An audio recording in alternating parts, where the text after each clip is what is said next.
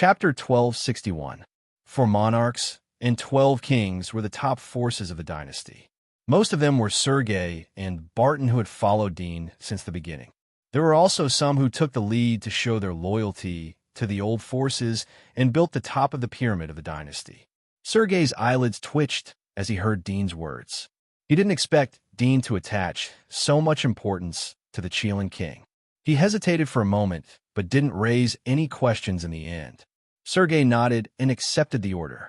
The same day, Sergei carried the emperor's decree and led many strong warriors to leave the capital that very night to capture the Chilean lord. Dean didn't take this matter to heart. It was just a trivial matter for him.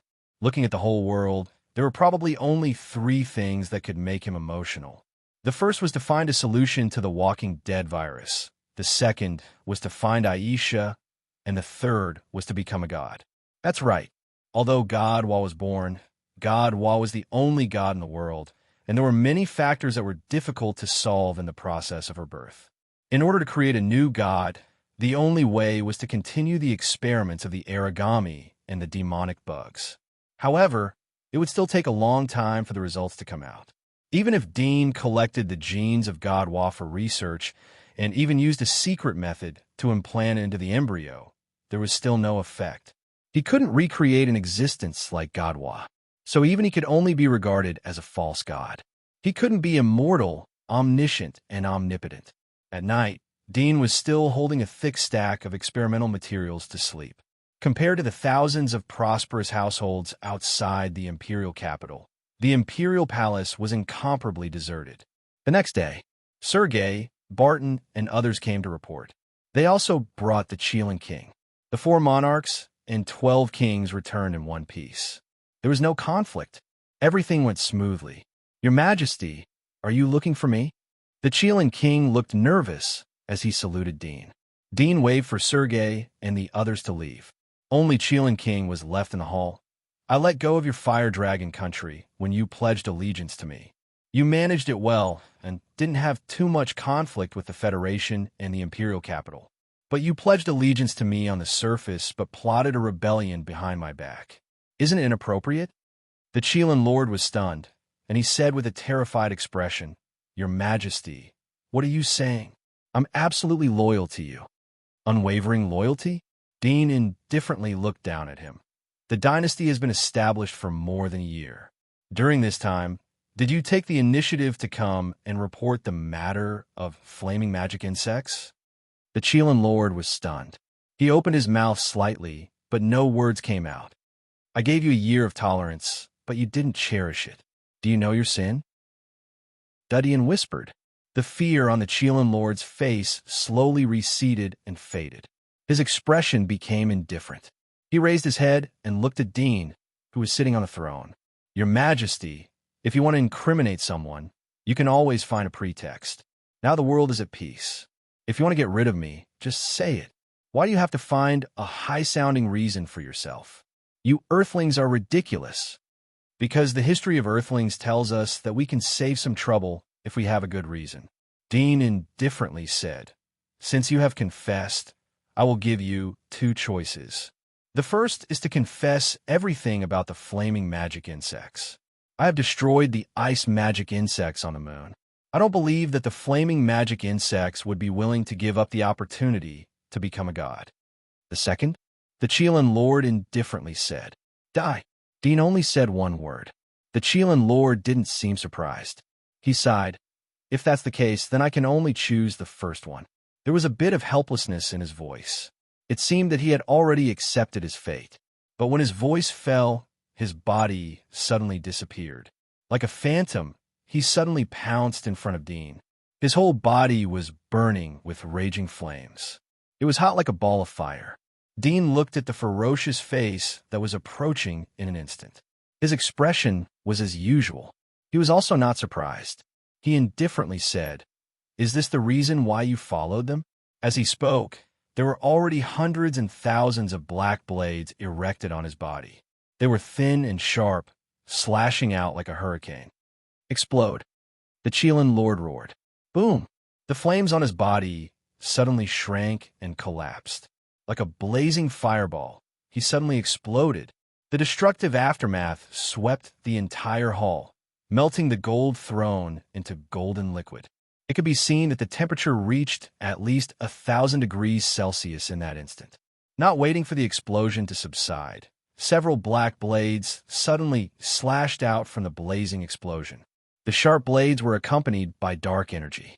It was a kind of magic mark ability unique to 4-star legendary monsters, dark annihilation energy. The sharp blades swept out and quickly cut out the strong flames. They slashed out thousands of times in a second. Dean, who was wearing a black horny scale armor behind the sharp blades, looked at the Chelan Lord in the flames. He raised his eyebrows. You also have the Sage engine embedded? Is this the reason why you dare to come and assassinate me? Go to hell.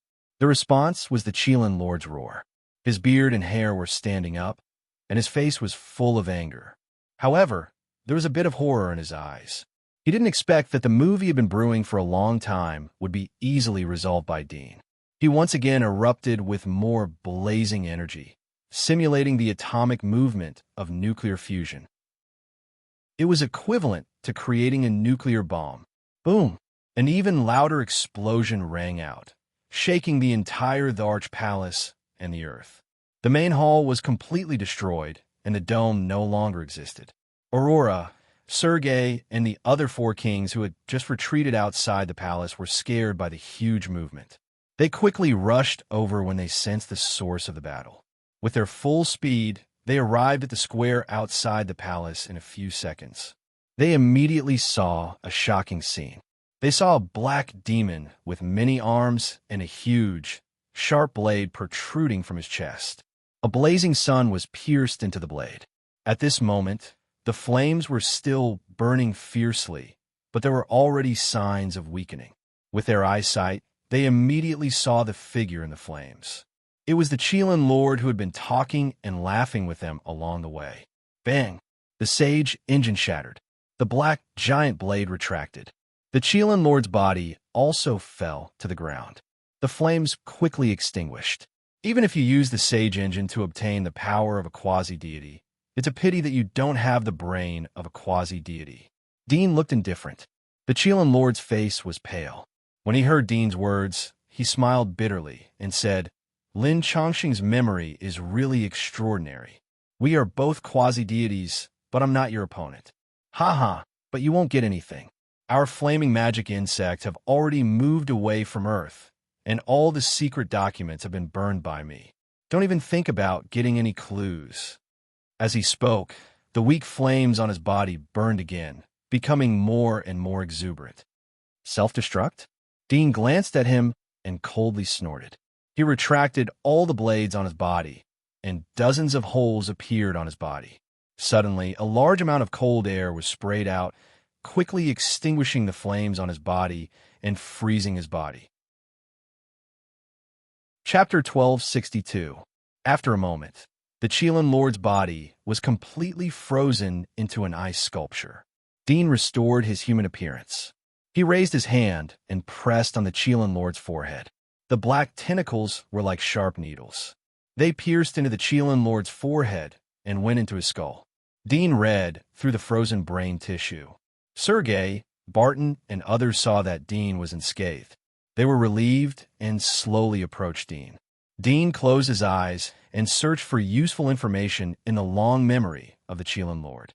He saw the spaceship of the flame magic insect, the secret stronghold of the flame magic insect, the plan and the nest of the flame magic insect, but he didn't find any place that would be helpful for the undead experiment. He didn't see any other useful information. They saw the fate of the origami race perishing in space from the stronghold's spaceship. Have they already evacuated from Earth? Dean slowly opened his eyes. There was a bit of disappointment on his face.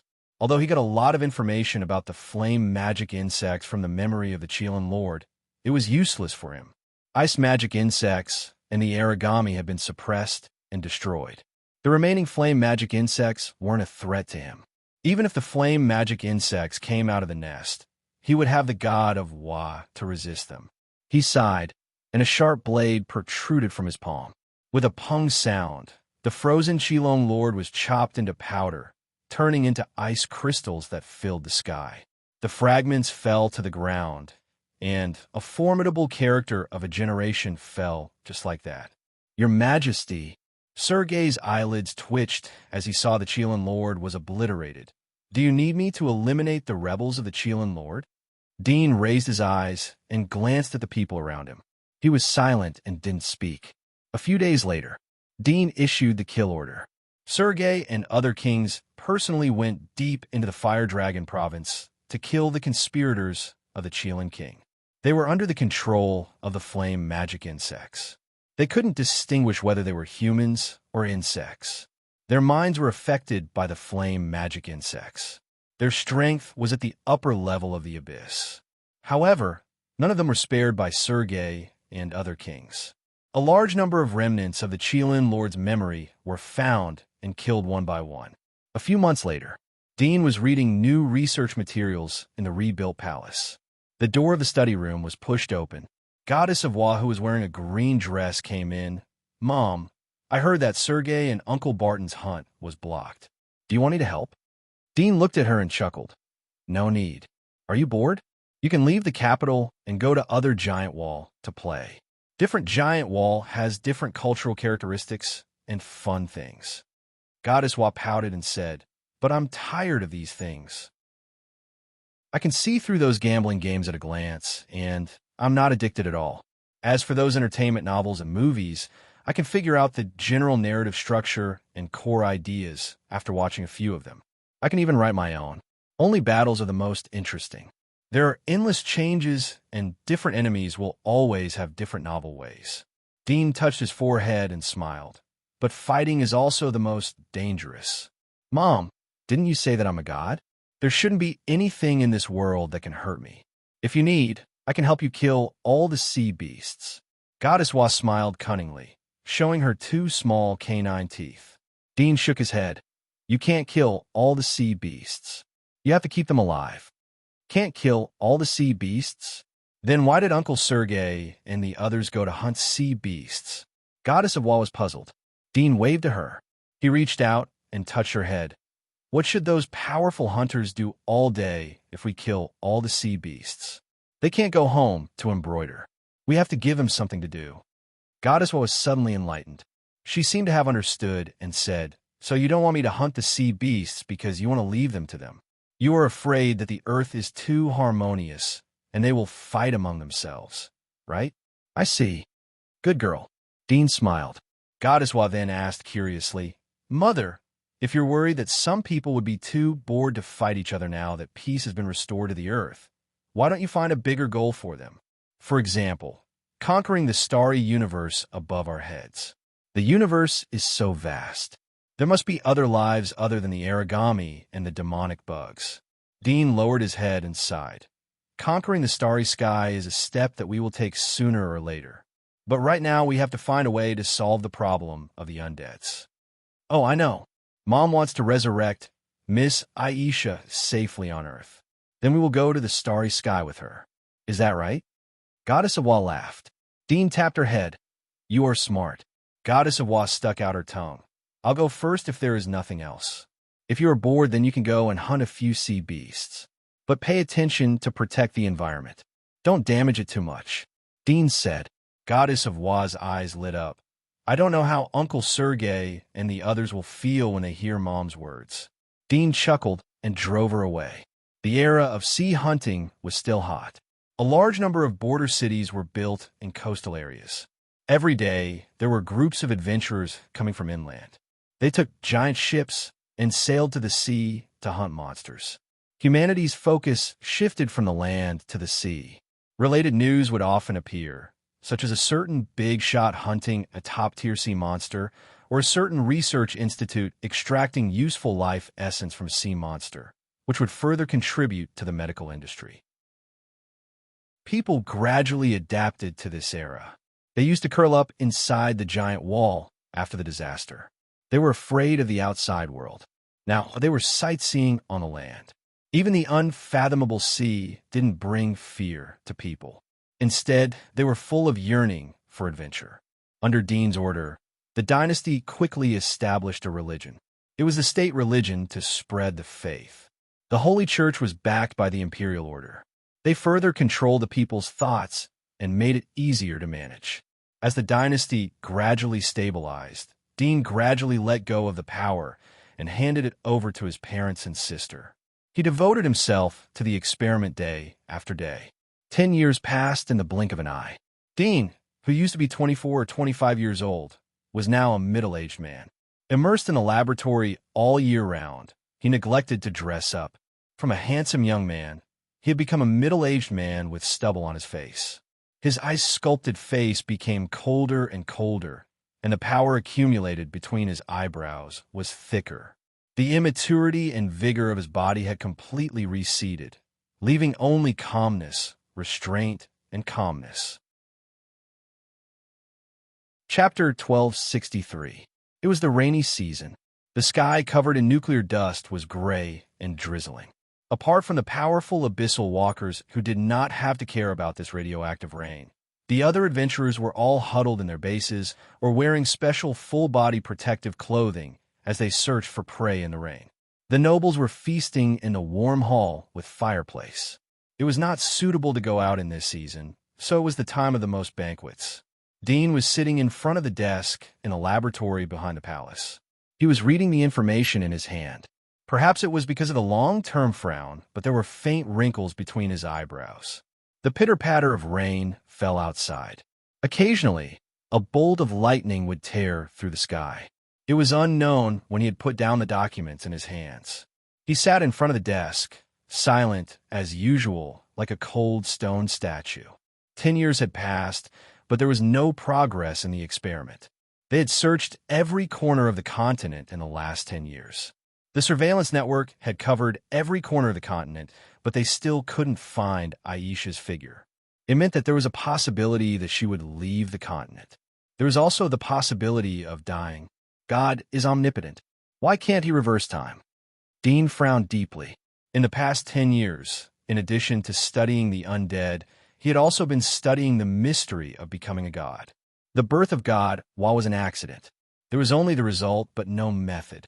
He continued to look for the correct method in the experiments of the demonic worm and the origami, but the progress was equally slow.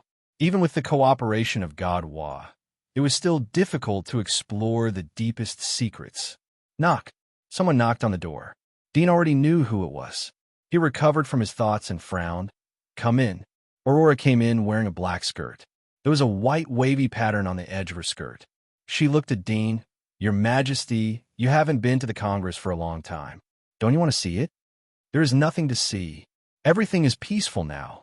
There's a little threat from the sea monsters, but it will be solved sooner or later. Dean casually said. Aurora hesitated for a moment. Although the outside is peaceful, but the inside isn't. You haven't appeared in front of people for a long time. I don't know where Goddess was gonna play recently. I'm worried that something will happen. Inside? What's wrong? Did someone provoke you? Or is it your husband? Dean looked at her. The biggest change in the last 10 years was that the people who followed him were now married. Noyce had found his beloved woman in the giant wall. Sergei had a harem of hundreds of women. Most of them were noble ladies with graceful posture and elegant appearance. His student, Edward, excelled in the field of research and was surrounded by a large group of women. Barton, Zach, and Macon also had their own places to go. Aurora had grown from a teenage girl to a young woman in her late 20s. She had even given birth to 2 children. Hearing Dean's words, Aurora bit her lips slightly. She was no longer a simple, ignorant, and vengeful girl. After soaking in the power whirlpool of the Empire for 10 years, even if she didn't like these intrigues, she at least understood it. So after hearing Dean's words, she almost suppressed the words that she wanted to say. She knew that in the eyes of Dean, she was the same as Sergei. They were all ministers. Even if they were the closest people to Dean, they had to act in accordance with the laws of the country. Otherwise, there would be chaos. Your Majesty, Aurora felt bitter. You haven't appeared for a long time. Don't you want to see the development of the dynasty? Dean shook his head. There is nothing to see. I know the general situation. What do you want to say? Aurora opened her mouth slightly, and two small and cute faces suddenly flashed across her mind. Her heart twitched slightly, and her eyes dimmed. She lowered her head and said, "It's nothing, Your Majesty. I came to report to you about the Oceanic Beast Research Institute. They have already created a drug that could degenerate the sea beasts. It can be mass-produced for all the sea beasts that have been hunted so far." "I know," Dean said. "This is a national affair. You can talk about it in the Congress. There is no need to tell me." Aurora bowed. "Yes." Aurora stood for a while, as if she was thinking about something. She didn't say anything and slowly left the study room. Dean took back his eyes and continued to pick up another roll of experimental data. He stopped and muttered to himself, "What is she trying to imply? She want me to go to the Congress? Is there a problem with the Congress?" He felt strange as he thought of this. Although he hadn't managed the affairs of the dynasty for a long time, but he knew most of the things that were happening outside. The country was peaceful, and its territory was expanding steadily. The land monsters were completely expelled. The remaining ones were kept in captivity. It was like a zoo in the old era. They had established a special hunting paradise. In addition to the sea monsters occupying the people's attention, there was basically no major event worthy of his attention. She is hesitating. Is she being coerced? Or is it because of Barton and the others that she wants to talk about? Dean's eyes were full of thoughts. After a moment, he called the guard outside to inform his parents that he would attend the Congress tomorrow. Not long after the order was issued, his parents suddenly rushed over to see Dean. "Son, are you finally willing to give up these experiments and take care of the country?" Mother looked at him with a happy face. Dean looked at them and thought of Aurora's words. He asked, "Mother, is there anyone who is domineering recently? Has he formed a clique?" Mother was surprised. "Why do you ask? Did you hear what they said? Forming a party is a big crime. Who would dare to do so? You are the only god in the world, and you are under the protection of Godwa. Who would dare to form a party? Isn't it a rebellion?" Dean nodded. "That's true. I'm afraid that these people are working in the dark. Their purpose is not for the throne, but to raise their status and live a better life." Mother thought for a moment. "It makes sense. Your father and I will investigate this matter." "How is it? Is there any progress in the experiment?" Father asked. Dean sighed and shook his head. "You are doing experiments all day.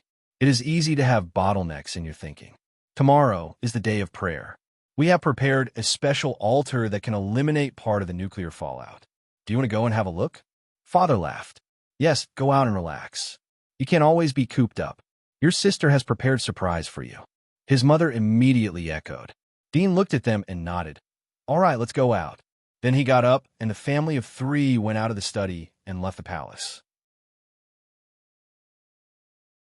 Chapter 1264. When the three of them stepped out of the imperial palace, the rain in the sky had stopped. The rain stopped, but the clouds were still there. His father was leading the way, while his mother was walking side by side with Dean. They were talking about the interesting things between the nobles and nobles. Unconsciously, they came to the palace gate. There was already a carriage waiting for them. With Dean's current strength, he didn't sit in the carriage to hurry, but to relax. 8 lightning-horned dragon horses were pulling the luxurious carriage along the spacious road. All the attendants knew that this was the carriage of the emperor. "Child, you are doing experiments all day long. You are not young anymore. Do you really want to marry that girl in this life?" His mother talked about marriage again. Dean wryly smiled. Even if he was an emperor, he was still urged to get married. Perhaps in the eyes of every parent, the marriage of their children was always the top priority. He didn't feel disgusted, but felt warm instead. He shook his head. "Mother, you know that if it wasn't for her, then there wouldn't be me today. I was extremely weak when I came out of the freezer. It was raining heavily that day. If I hadn't met her then, I might have been drenched to death." This sounded funny in the old era, but it was very normal here. Catching a cold wouldn't be an accident, but it was very likely to lead to a life-threatening situation for an ordinary person. However, the resources of the dynasty were unified and the medical level of the Federation was strong. Most of the prosperous cities wouldn't have such a thing happen except in the slums. She saved me more than once. Her family abandoned her, and deprived her of her saintess status. She was bitten by the king of corpses because of me. If I didn't find her, then no one in this world would care about her existence. Dean comforted his mother's hand. Oh, I know that she saved your life, but you can't delay your own important matters. Mother sighed. His father also chimed in and said with a smile, your mother talks about having a grandson all day long. Dean smiled. You can think of Wa as your granddaughter. She's my child. Nonsense. Mother snapped. We don't want such a big child. We want to hold a child in our hands. Besides, Wa's a god. We don't dare to treat her as a child. You can't be too casual with her. No one in this world can stop her if she gets angry. Dean laughed. Wa won't be angry. She is very obedient. You. His mother rolled her eyes at him and said, your sister is about to get married. You have to hurry up. Yes, yes. Dean smiled. His father said, now that the world is at peace, the traces of the origami and the demon insects have all disappeared. I think that the demon emperor has most likely left Earth. Previously, someone saw a light beam piercing through the sky at the South Sea.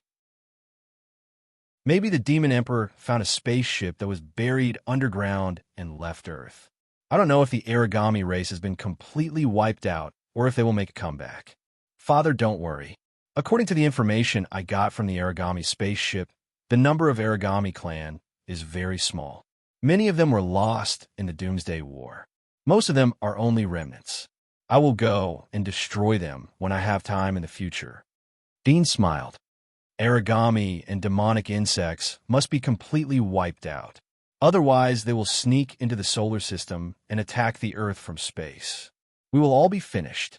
Father's eyes showed a trace of seriousness. Dudian nodded. It's impossible to hide from the detection of the moon and snipe the Earth from a long distance. I estimate that it will take at least 100 years of development. In another 10 years, I will go to the moon with God of Wa and destroy them. Since you decided to go, why don't you go in advance? His mother couldn't help but ask. Dudian shook his head. The journey back and forth will take at least a few years. I want to find her as soon as possible and crack the undead virus. The more I delay, the less hope I have. Son, this is about the survival of the entire planet. You can't treat it as a child's play. Mother said. Dean looked at her face for a moment. What does the planet have to do with me? People can be reborn. If they can, I can make them again. Both of them looked at each other. After a moment, the carriage stopped in a crowded square. There was a huge statue erected in the square. It was Dean's appearance. There was a dragon's head altar in the middle of the square. It was like a dragon's head stretched out from the ground and looked up at the sky. It was quite spectacular. This is it. Mother lifted the curtain and looked out. She smiled and turned to Dean. Your sister has been waiting for a long time. Let's go down. The three of them got out of the carriage. The nobles and rich people who were shopping around had already avoided the emperor's carriage. They were full of joy and curiosity. They wanted to see the appearance of the world's ruler. Dean soon sensed his sister's aura. He was eating tea in a restaurant next to the square. This restaurant was one of the top restaurants in Royal City. Many noble ladies who wanted to eat here had to make an appointment in advance. When he sensed his sister's aura, his sister also seemed to sense him and moved towards him. Soon, Dean saw a girl full of youthful aura. She was carrying a small food box in her hand. She walked quickly out of the crowd. Dad, Mom. Annie walked briskly and soon came in front of the three of them. The crowd was crowded, but there was a large empty space near the three of them. People who were casually shopping stopped and looked at them. Brother. Annie saw Dean in front of her and said with a smile, Look what delicious food I brought for you. This is the best lobster bun in Fragrant House. Have a taste. She handed the small food box to Dean.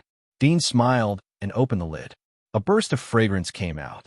There were 5 exquisite steamed buns inside. By smell alone, he had already smelled the ingredients inside. He was about to raise his hand to taste one when suddenly there was a sound of breaking wind. Bang! A sharp blade suddenly shot out from the bottom of the food box and stabbed at Dean's chest. At the same time, 2 streams of cold air attacked his back, piercing through his clothes and into his flesh. However, The moment he felt the pain, his body instinctively hardened several layers of extremely tough keratin armor to block the sharp objects. This change was very abrupt and very fast. Annie, who was smiling in front of Dean, suddenly changed her face. There was a trace of horror in her eyes. These buns are good. Dean seemed to be unaware of the sharp objects on his body. He was still picking up the steam bun in the food box. The next moment, a row of sharp blades suddenly appeared around his body. The sharp blades grew out from his waist and opened outwards, forcing Annie in front of him and his parents behind him away. At this time, he also put the steamed bun into his mouth and chewed gently. "Brother, you." Annie looked at him in a daze. When she retreated, a black shadow retracted from her abdomen like lightning and went into her body. But the blood on the black shadow was left on the surface of the clothes, as if it was injured. Dean slowly swallowed, and the faint smile on his face slowly disappeared. He sighed and looked up at his sister in front of him. Then he turned around and looked at his parents behind him. There was a bit of bitterness in his voice. Why? The previous assassination attempt had actually come from his parents and sister, who were closest to him. This assassination was extremely abrupt and without warning. Moreover, the direction of the attack was all at the position of his heart. The purpose was to kill him with one blow and put him to death. Chapter 1265. Have you been prepared? The gentle smile on his mother's face disappeared.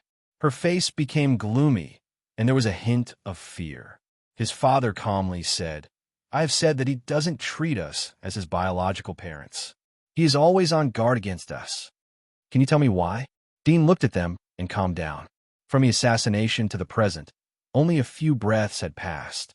He seemed very calm from beginning to end, but there were still some unfathomable emotions in his eyes. It was pain, puzzlement, and regret. Why? His father's face was no longer kind and doting. He just coldly said, "Because you are a god, but we are human. Kill." He roared, and his body spread out a blazing white light. With the help of Dean, they had successfully become kings, and all of them had the top 5-star legendary magic marks. They belonged to the strongest level in the dynasty. His father didn't want to give Dean any more time to react after the previous failed assassination. From all the information he had collected about Dean's battles, he knew that his son was as resourceful as a demon. Maybe he was secretly brewing something while chatting with you, so he had to make the first move to gain the upper hand. Dean's eyebrows twitched slightly, and his perception quickly spread out, covering every corner of the crowded and noisy square. The sudden battle here shocked the surrounding crowd. When the onlookers reacted, they immediately ran away in panic. The square was in chaos. It happened that this was the most expensive commercial street nearby. Most of the people who came here to shop and play were nobles or rich people. Most of them had carriages or cars. At this moment, the chaos suddenly became a hindrance. In the panic of the crowd, Dean suddenly felt a large number of figures coming here in an orderly manner. They seemed to be the guards patrolling here. Whoosh! A beam of light came head-on. It was his father. His ability was similar to the King of Light. He could control the power of light, squeeze energy from cells, and control light waves to attack. Dean slightly tilted his head and easily dodged the attack. At the same time, he said, "You should have planned this for a long time. The three of you are not my opponent. Let the other gangsters come out. We are enough to kill you." Father roared. His legs glowed, and he suddenly ejected, appearing in front of Dean as if teleporting. A laser-like sword swept toward Dean's neck. Dean was not surprised. His face was as calm as the lake. He raised his hand and flicked his fingers. The light condensed at his fingertips collided with the glowing blade. The blade bounced off and shattered. Father's pupils shrank. He didn't expect Dean's strength to be so terrifying. He was a king-level expert, and a strong existence among the king-level experts. But his 3 attacks were all easily cracked. The gap in strength was almost overwhelming. This is quasi-deity power? Father suddenly felt a creepy feeling hit his chest, and he hurriedly retreated in panic. Looking from the side, he suddenly appeared in front of Dean, and then quickly retreated. When he returned to his original place, he seemed to be frightened, gasping for breath, and his face was slightly pale. Whoosh! Dean didn't look back, but he could see that several sharp blades were coming out of Danny's body. She was stabbing towards him. Her ability was the magic marks of the splitter. Dean was silent and did not seem to react. But the moment Annie rushed over, a sharp blade more than 10 meters long suddenly ejected from his back. Puff! It instantly pierced through Annie's shoulder. The protruding blade at the front of the sharp blade pushed her body back. She was thrown to the square behind her. Half of her body was dyed red and dripping with blood. They were both using the magic marks of Splitter, but Dean's use of the magic marks and the accumulated energy in his body was far more than Annie's. The speed of constructing the sharp blades was more than 10 times faster than Annie's. At this time, a large number of heavily armed guards rushed out of the chaotic crowd. One of them rushed toward Dean and said, "Your Majesty, we have come to escort you." Before he could get close, a sharp blade popped out from Dean's arm. Bang! The blade pierced his chest armor, but the armor was not penetrated on the spot. The guard flew out and fell to the ground. The rest of the guards immediately surrounded him, but stopped approaching. Their eyes were exposed from behind the helmet. They looked at Dean nervously and fearfully. "This thing has protected your aura.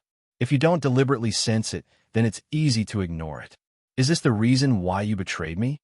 Dean's eyes swept over the guards and finally fell on his father and mother in front of him.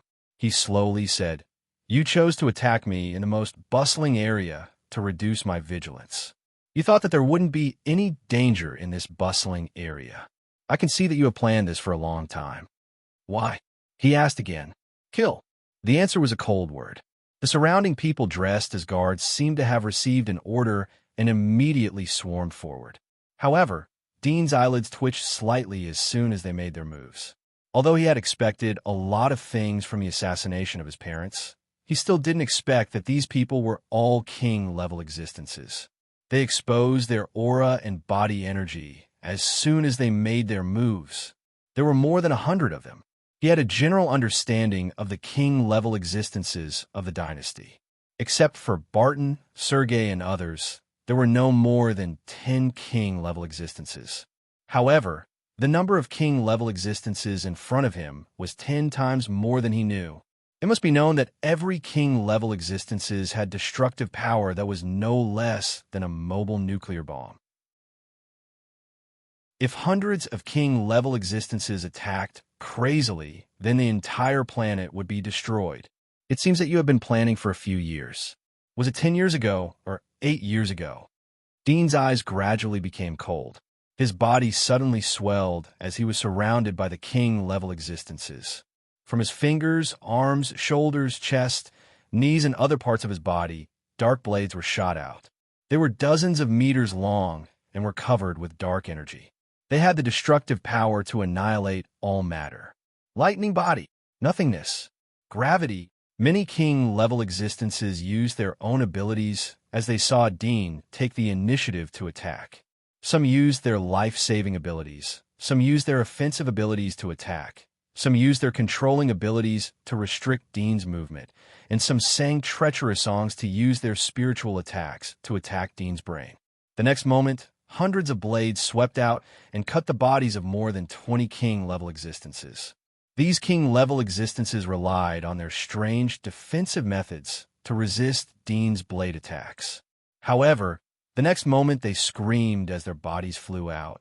In just one attack, Dean severely injured more than 20 king-level existences and beheaded 6 of them on the spot. On the other hand, Dean had received long-range attacks from more than 30 kings. These were energy-based attacks, but there seemed to be a layer of protective film on the surface of his body. All the attacks fell on his body, but he was unscathed. Even the strange, spiritual attacks that attacked his brain were like stones sinking into the sea. They were completely shielded. How is this possible? Everyone's eyes almost protruded out of their sockets as they looked at the scene in disbelief. Hundreds of king-level existences attacked at the same time. Even the entire king city would be smashed into pieces. How could Dean block all of them at the same time? More than 20 king-level existences who relied on their strong defense were the most frightened ones. At the moment, their wounds were cut by the blades, and blood kept flowing out. In addition, there was a corrosive force that was constantly eroding their bodies. It was like a plague virus that forced them to quickly divide new cells to replace the injured cells. However, the speed of division barely kept up with the speed of corrosion, which made the wounds unable to heal. Chapter 12:66. His abilities are too complicated. Our attacks are all ineffective. It's like we are being assimilated. Is he a god? Isn't he a quasi-god? Isn't he relying on the sage's engine to barely surpass the king level? Why is this happening? Everyone looked at the demonic figure in horror.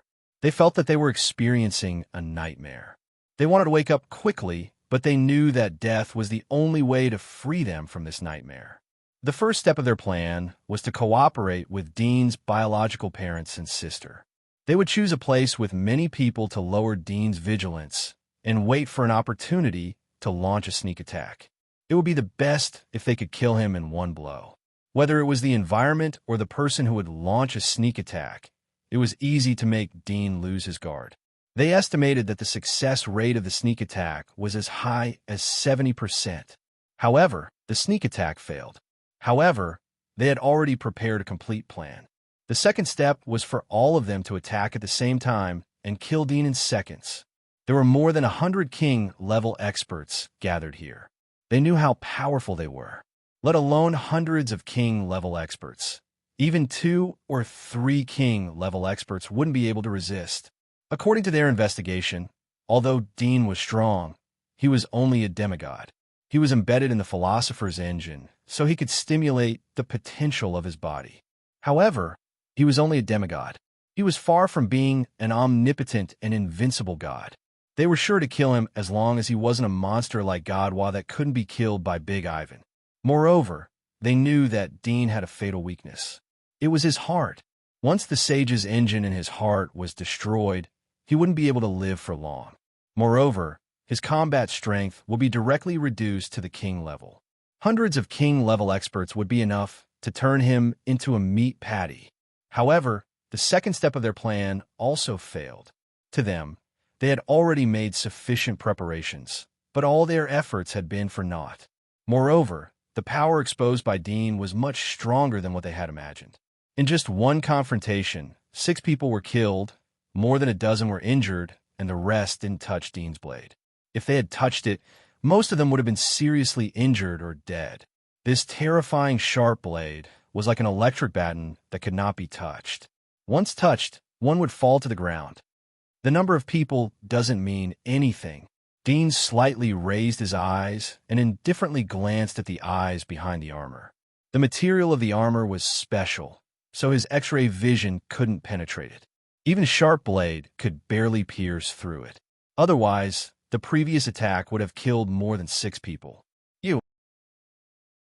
Father saw this scene, and there was no half of the familiar and kind appearance of Dadian in the past, but as if there was a deep hatred between him and Dadian. His face was almost distorted. There was both anger and fear. Although you've become kings, it hasn't been long, and your control over your own power is too weak. Compared to the kings who once dominated the imperial capital, you're much weaker. Dean looked around and said indifferently, "But even the former kings are just ants in front of me. There is no difference between us. Numbers don't represent strength. Just like 100 eggs can't break a stone. Even if there are 1,000 or 10,000 eggs, it will still be the same." Dean's indifferent voice floated in the square in addition to the frightened crowd that was gradually moving away. Everyone looked at him in horror. Dean's words were like a knife that hit their hearts. Don't listen to his nonsense. His strength is limited, and he may not be able to use that kind of attack more than a few times. We have to kill him, even if we have to exhaust him to death. We have no way out. Sister Danny climbed up from the pool of blood on the square and said while gritting her teeth. Everyone heard her words and hesitated for a moment. They thought of the mountains of corpses and seas of blood under the feet of the emperor and the blood on his hands. They immediately rushed over again. Ignorant. Dean looked indifferent. Although he was a little surprised by the hundreds of kings, it didn't mean that they could defeat him. Lin Changsheng had more than 200 years of vast memory and knowledge. Although he wasn't a real god, he had a richer application of abilities than the god of Wa. Moreover, the speed of the philosopher's engine to mobilize the body's energy made him far above the ordinary kings. Even the god of Wa might not be able to defeat him in a short time. Of course, he couldn't defeat the god of Wa either. Instead, she would secretly learn and adapt to him. Toxic touch, dungeon cage, magic arrow. All the kings used their special skills, and all kinds of energy rampaged in the air. The ground under the plaza cracked open, and the buildings in the surrounding shopping street collapsed. The nobles and tycoons who were running away in panic were burned alive by the high temperature. Some were struck by the lightning that filled the air and were electrocuted to ashes, leaving nothing behind. The raging flames dyed the sky red, and the dark green poisonous gas spread in the air. It was like a doomsday scene. The whole king's city was affected by the attacks of many kings, and there were countless casualties. Whoosh, whoosh. One by one, the kings with extraordinary fighting ability rushed towards Dean. Some transformed into half-human, half-dragon. Some looked like bat-winged demons, and some were covered with sharp scales. At this moment, they swarmed towards Dean from all kinds of tricky angles. Dean's expression didn't change in the slightest. His whole body swelled into a ball, and sharp blades appeared from all parts of his body. Each of them was dozens of meters long, and there were almost no blind spots. The kings who were ready to approach had seen the horror of the sharp blades, so they could only retreat quickly.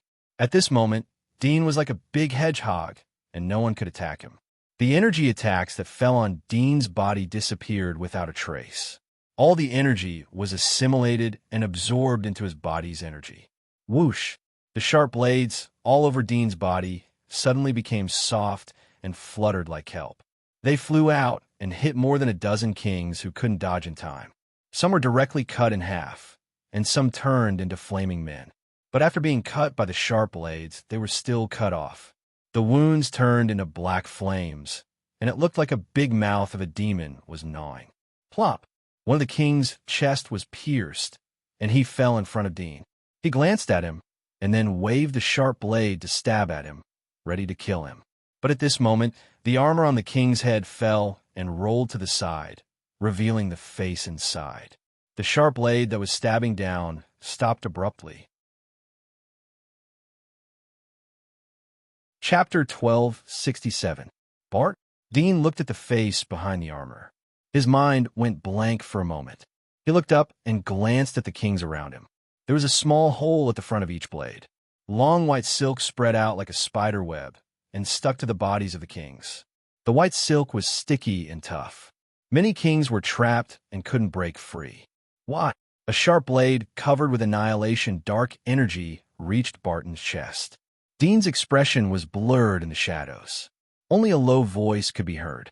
It was still the same question. Barton didn't expect that his helmet would fall. He was stunned for a moment. He said in a dejected tone, "Dean, I'm sorry.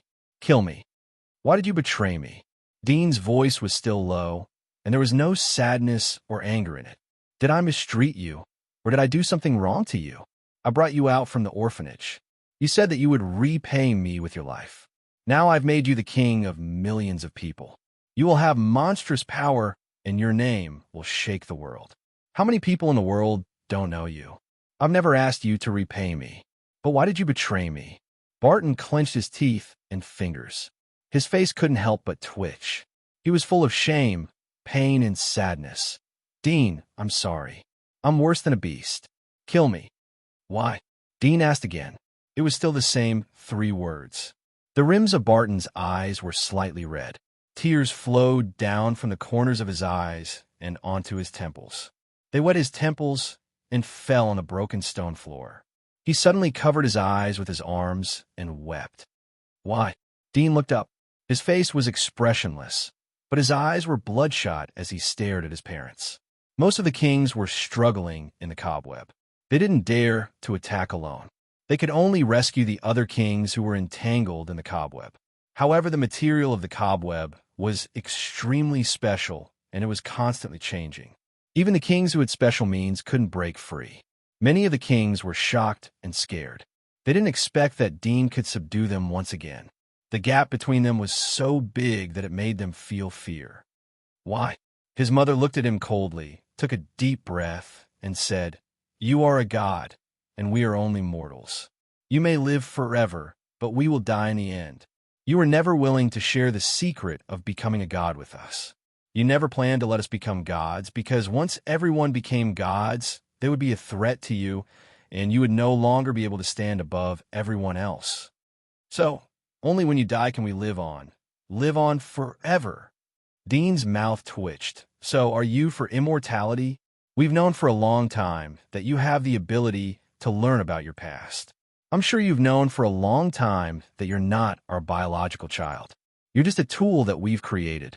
His father said solemnly, "Do you still remember why we created you? It was to solve the medical problems of mankind, to increase the lifespan of mankind, to live longer. As long as I become a god, I will never die." Dean was silent for a moment. "So you are the same as the demonic insects and origami. You are pursuing immortality and immortality. You can even kill me for this, right?" "That's right.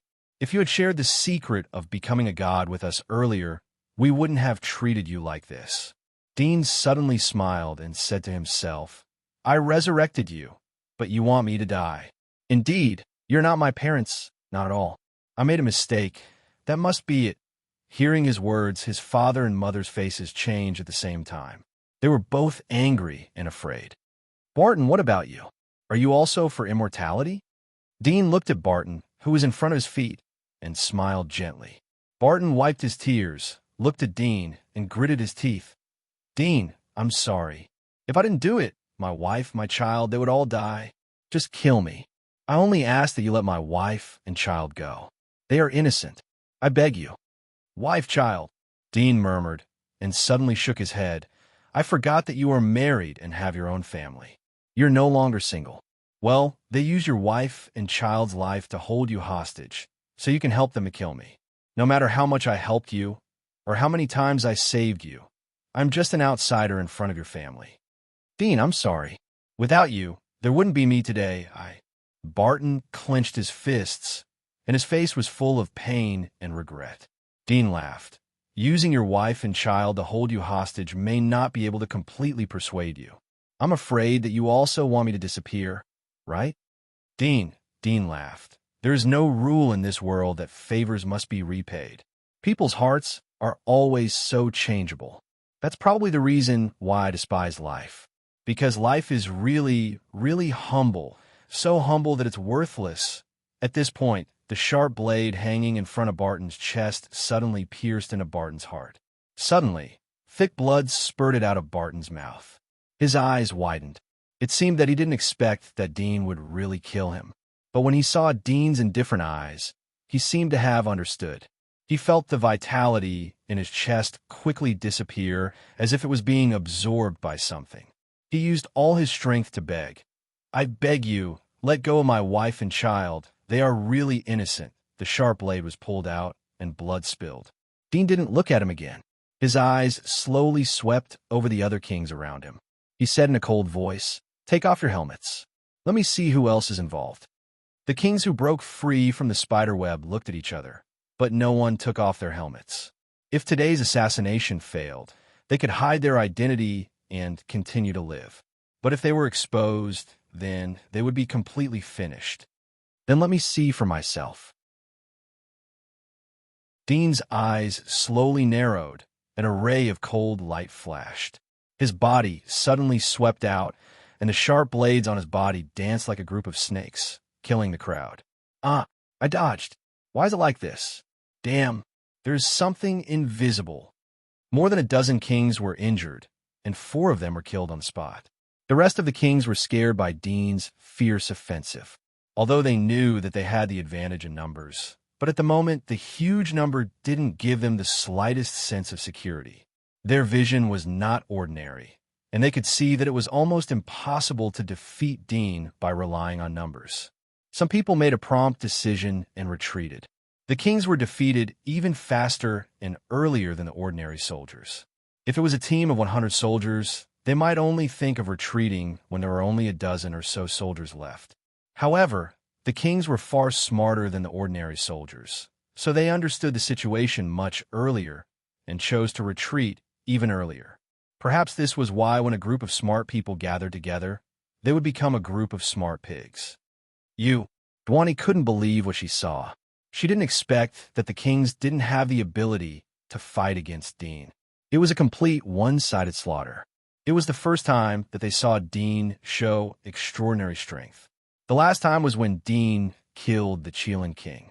But the battle ended quickly and they couldn't see anything. Since Dean had built the dynasty, all the matters were handed over to Barton and others to deal with. He stayed in the laboratory and almost didn't fight. Therefore, they didn't have a strong concept of the quasi-deity. They could only speculate from Dean's previous battles. But they didn't personally observe those battles.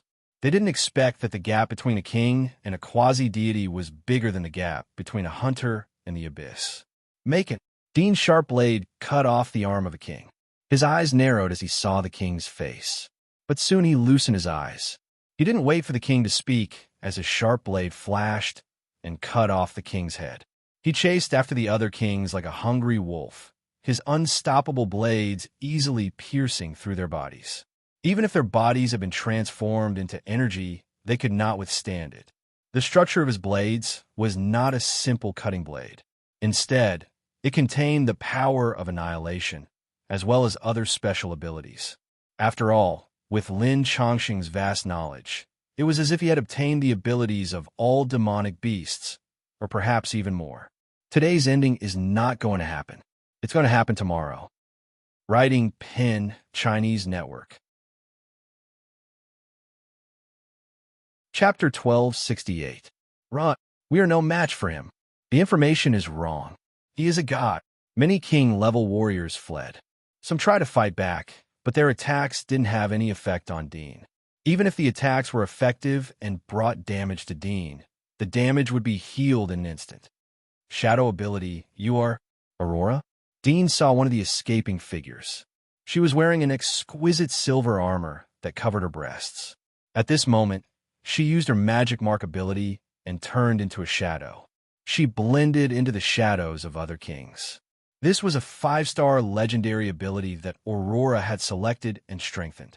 She was second to none in terms of survival and assassination. She was also called the Shadow Queen. Whoosh! A cold light flickered in his eyes, and a shadow suddenly extended from one of the sharp blades. It flew out, and in the blink of an eye, it caught up with the shadow of a king. The next moment, a figure suddenly flew out from inside. It was the silver-armored female knight who had turned into a shadow. The sharp blade suddenly changed direction, becoming as soft as kelp. It shot out a bolt of lightning and struck the armor on top of his head, revealing a face with tears in her eyes. It was Aurora, who had reported the matter to him earlier. Dean's indifferent eyes flashed as he saw her sad face. The sharp blade bypassed her and pierced through the body of a king behind her, tearing it apart. Divine Cage, Dean shouted in a low voice. Suddenly, the ground within a radius of dozens of miles cracked, and a large number of white silk shot out from inside, converging into the sky like a snow-white bull upside down on the ground, shrouding the area. Ordinary dignitaries and rich businessmen in this area were also imprisoned.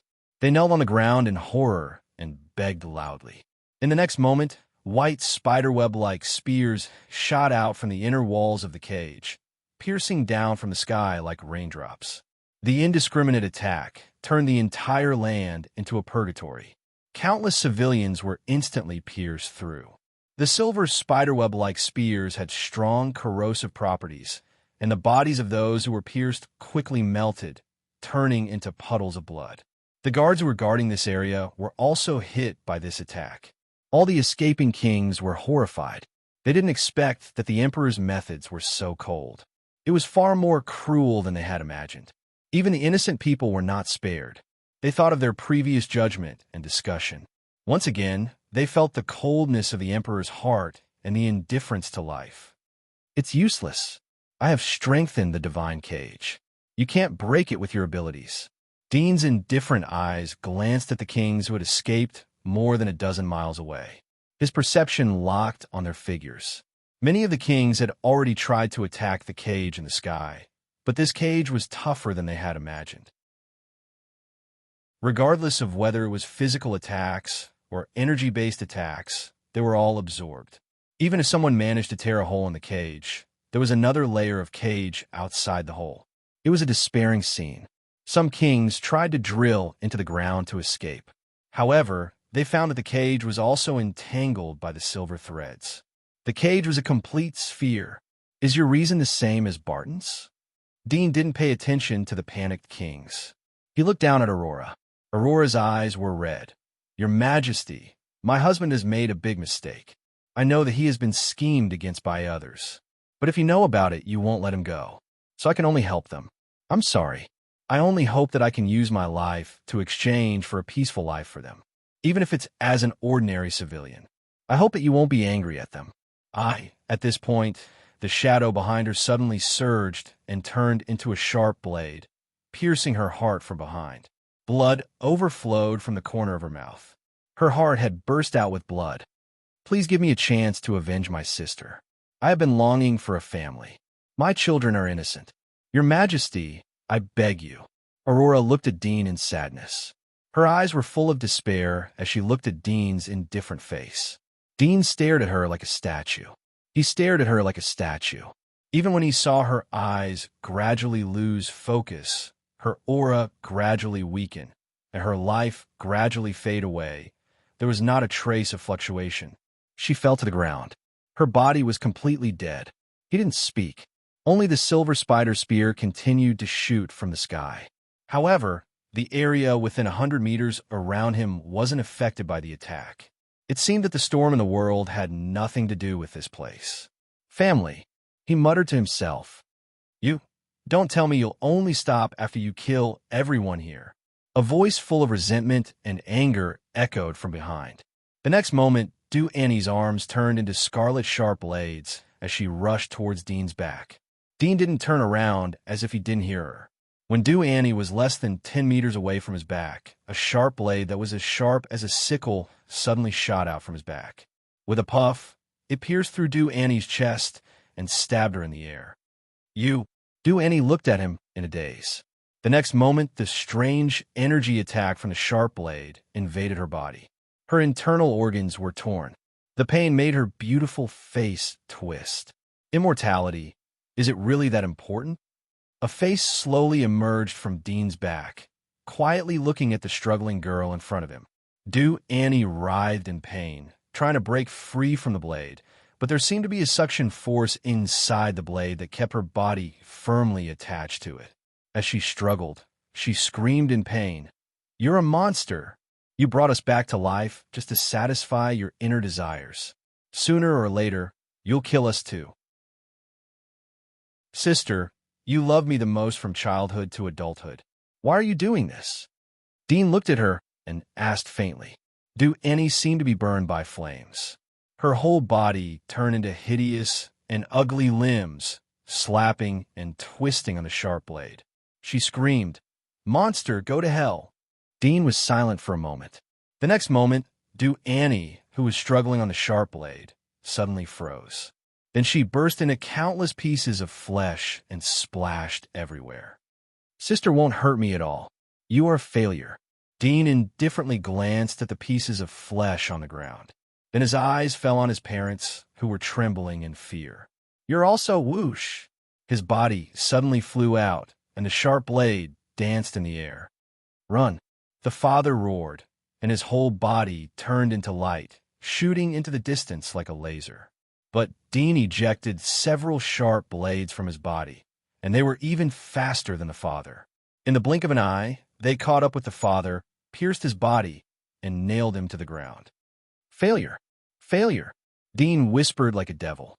His sharp blades danced, tearing apart the body of his mother, who was ready to escape into the ground. Then he rushed to the front of his father, who was nailed to the ground. Several sharp blades turned into light, but But there were other energy residues inside, tearing apart his father's body.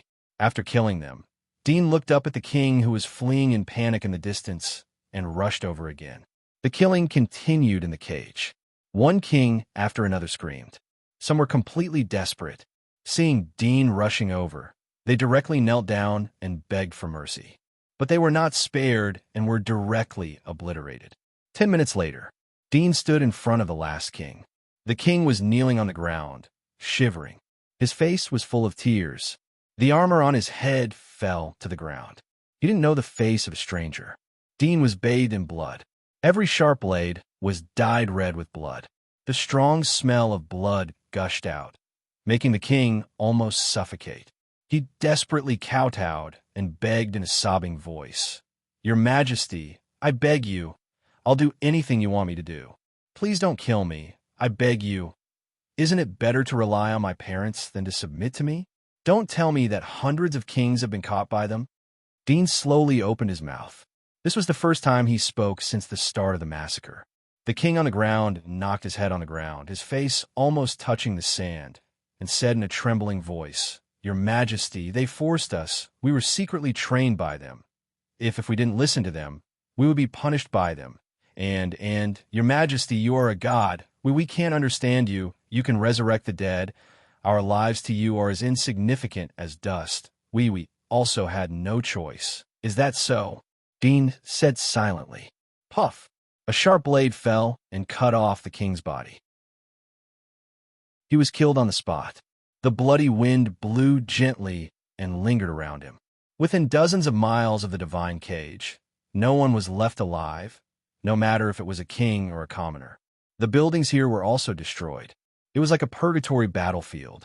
Only he was left standing in this mountain of corpses and sea of blood. Chapter 1269. To the west of the dynasty, there was a giant wall. The giant wall was located in a remote mountainous area. It was far away from the capital. Even in the era of information sharing and trade between the giant wall, there was no railway track outside the giant wall. There was no beautiful tourist scenery. It was still overgrown with weeds, hills and swamps mixed in with the wilderness. For the people in the giant wall was their world. In the center of the world, the core of the giant wall, was the king's city. The majestic and imposing buildings formed a forest.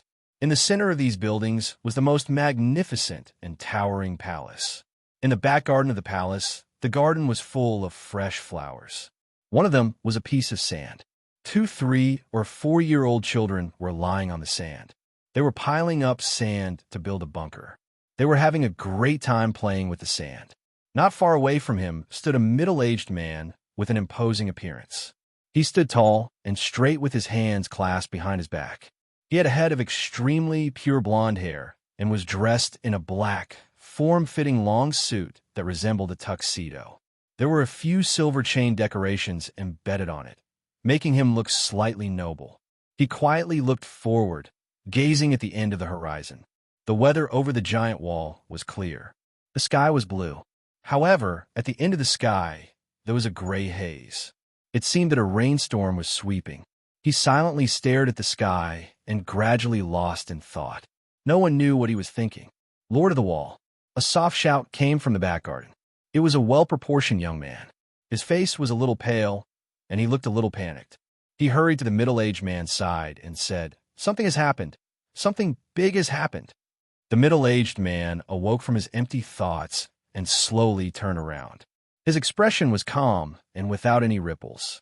He said, "What is it?" "Something big happened in the capital city." The youth's voice trembled. "There's a large number of kings in the capital city. They took advantage of the emperor's tour to attack his majesty. I heard that the main participants seemed to be his majesty's biological parents. Now the entire capital city is in chaos. It is said that dozens of miles have been razed to the ground. Countless people have died." The middle-aged man was slightly startled. He frowned and said to himself, "Finally, this day has come?" The young man was surprised. "Sir Warlord, you already knew?" The middle-aged man slightly shook his head and was about to say something. Suddenly, a hearty voice came from outside the garden. Noise, didn't you say that there is rose wine here? Where is it? As he spoke, a burly middle-aged man walked in. His head was shave-bald, and the top of his head was shiny. At this moment, there were a few hickeys left by his red lips, which were very eye-catching. The blond middle-aged man was Noise. He smiled bitterly. Sergei, clean your head first. Sergei touched his head and wiped a few lipstick marks on his hand.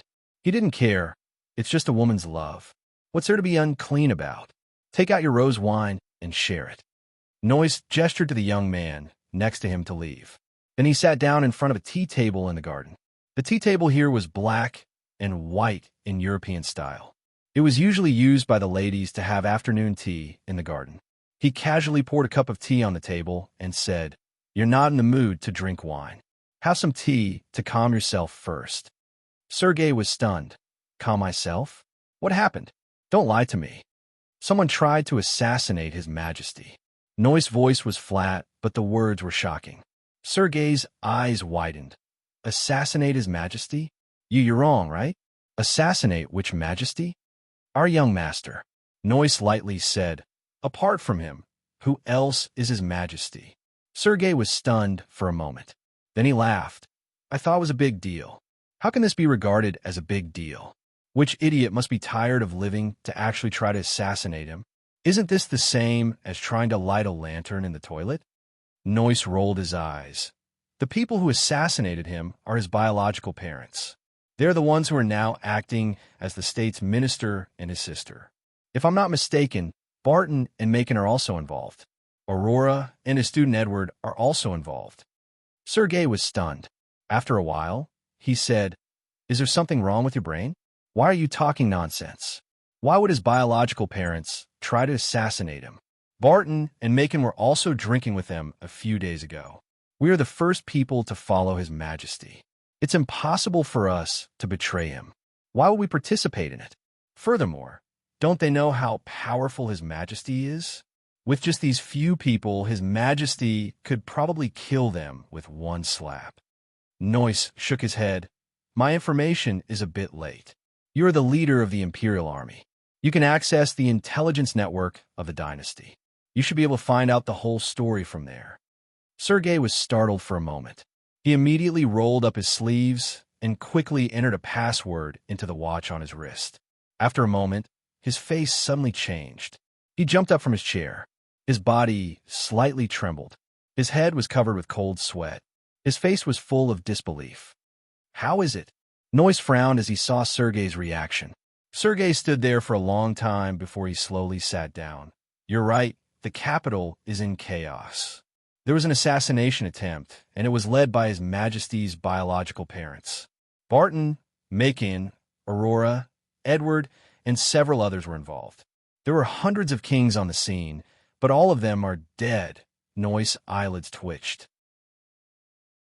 Although he had already predicted it, his heart still trembled when he heard that there were more than 100 kings. But he soon calmed down. Although he was surprised, he guessed that it should be the case. Why? Why they do this? Sergei asked. He couldn't believe that Barton and Macon, who had followed him, would betray Dean. He didn't believe that Dean's biological parents were the ones who took the lead. Noise lowered his head and sighed. In the past 10 years, they have fought for the dynasty. Now, they have their own families and found their own happiness. Their lives are more comfortable than what they had imagined. They naturally can't accept being deprived of such a life. Sergei's body shook as he looked at Noise. What did you say? You didn't participate probably because no one was able to find you. They know that you have many women around you, but you're just playing with them. They can't use them to hold you hostage. Moreover, you don't have any children, so you don't have any weaknesses. So naturally you didn't participate. Noise sighed. Sergei was startled. Are you saying that they were forced? Since they have participated, there's no such thing as being forced. This is the path they have chosen. Unfortunately, they don't know how terrifying His Majesty's true strength is. Noise shook his head with some regret. Sergei couldn't help but shout. Are their brains broken? Did a pig kick their brains? What good would it do for them to assassinate His Majesty? Isn't the glory and wealth they have now enough for them to enjoy? Isn't their status high enough? His Majesty had given them as much as he could. Their parents are in charge of the dynasty. They aren't emperors, but they are better than emperors. Why would they take such a big risk to do such a thing? Why? Noise sighed. The human heart is boundless. Acting emperors are still acting. You and I both know that His Majesty has the power of the Creator and can resurrect the dead. How could they not know this? Wouldn't they be worried that if they made a mistake, His Majesty would send them back to the furnace to be reborn? So they are really alive when His Majesty is dead. Sergei replied, but His Majesty doesn't care about these things. His Majesty only cares about Miss Aisha. For His Majesty, power is just a tool for him to play with. He is tired of it. Noise smiled, but sometimes people may not think that you don't want it. You say that you didn't hit him, but the palm print is there. No one will believe you. Moreover, the mystery of becoming a god will fall into their hands if His Majesty is dead. Who doesn't want to live forever? Who doesn't want to live for 10,000 years? 100,000 years, or even 1,000,000 years? Even if the earth is destroyed, we can still coexist with the universe. But, Sergei said, Goddess Wa is still alive, even if His Majesty is dead. She regards His Majesty as her own parent. How can she not avenge His Majesty? Do they want to kill a god? Just by relying on them? That's why Goddess Wa wasn't present during the operation. As far as I know, she left the Earth half a month ago and went to outer space to play. I think she got an order to go to outer space to do something. That's why she hasn't returned yet. Noise said in a low voice, if the assassination is successful, when she comes back, they can take the place of His Majesty's corpse and weave a set of memories for His Majesty's corpse. They can then use His Majesty's corpse to control Goddess Wa. So, they deliberately lured Goddess Wa away? Otherwise, how would they have the guts to act? Sergei opened his mouth and finally let out a long sigh. Stupid. Why do they have to think so much? Aren't good wine and women good enough to attract them? Why don't they know how to be content? Noise looked at him, then turned his head towards the two children playing in the sand. Do you want to play with them? Sergei was stunned. He turned around and saw two children piling up sand to build a castle. He couldn't help but laugh. I'm talking to you about something serious. Who has time to play with your children? The two children were naturally Noises. He didn't get angry when he heard this. Instead, he smiled faintly and said, You also know that this kind of thing is too childish, so you won't do it. This matter can't attract you, but it can attract them. Similarly, what you think is interesting now, perhaps in their eyes, is as childish and ridiculous as these two kids building a castle. How can they enjoy it like you do? Sergei was stunned. There are very few people in this world who have the same hobby. Everyone loves money. It's not because of the charm of money, but because money can buy different things. Money is just a channel. Noise slowly said, different experiences, personalities, preferences, and pursuits. You can't understand them, and they naturally can't understand you. So naturally, they can't understand His Majesty. Why? Sergei was surprised. Because His Majesty is God, and we are humans. How can humans understand God? People can only imagine God, guess at God, try to figure out God, but never truly understand God. At this point, Noise sighed. However, we are social animals. We always need a leader. The leader is the only one, the supreme one. Only he can see the scenery at the top. When he gets the world, he is destined to lose it and separate from the group. He is like a sheep leading the way, a horse pulling a carriage. People can only see his back. Isn't ascending to the peak the same as walking into a dead end? Sergei's expression changed. Do you mean that in His Majesty's eyes, all of our thoughts and pursuits are as boring as a pile of sand? Perhaps. Is this the reason why we have fewer friends as we grow up? When you are a grain of sand, you will form a desert. When you are a stone, you will form a mountain. When you are a bird, you will form a flock. Noise paused. But when you become a bird, you will no longer be accompanied by sand and stones. You won't appreciate them.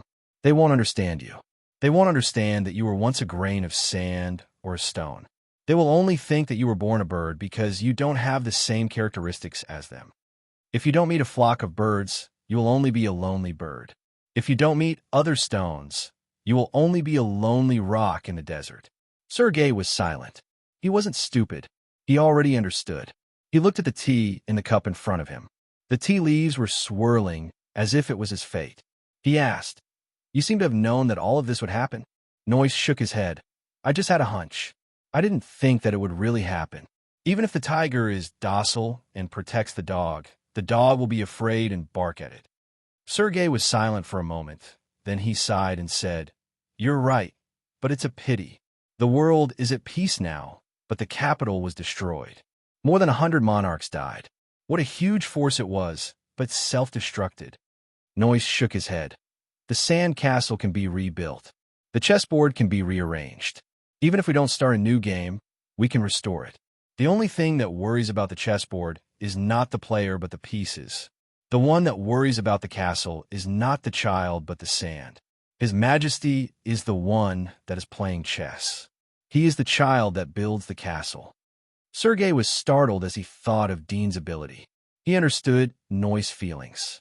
The castle might be precious for the two children who were playing in the sand. But if it was destroyed, then they would cry or get angry. They could rebuild it. After all, it wasn't the child's life. But to them, this was their fate. Creation. Is this the ability of God? I feel that it is more like the ability of the devil. It is an ability that shouldn't exist in the world. Who would care about life if they have it? Sergei muttered to himself. Tomorrow was New Year's Eve at his in-laws' house.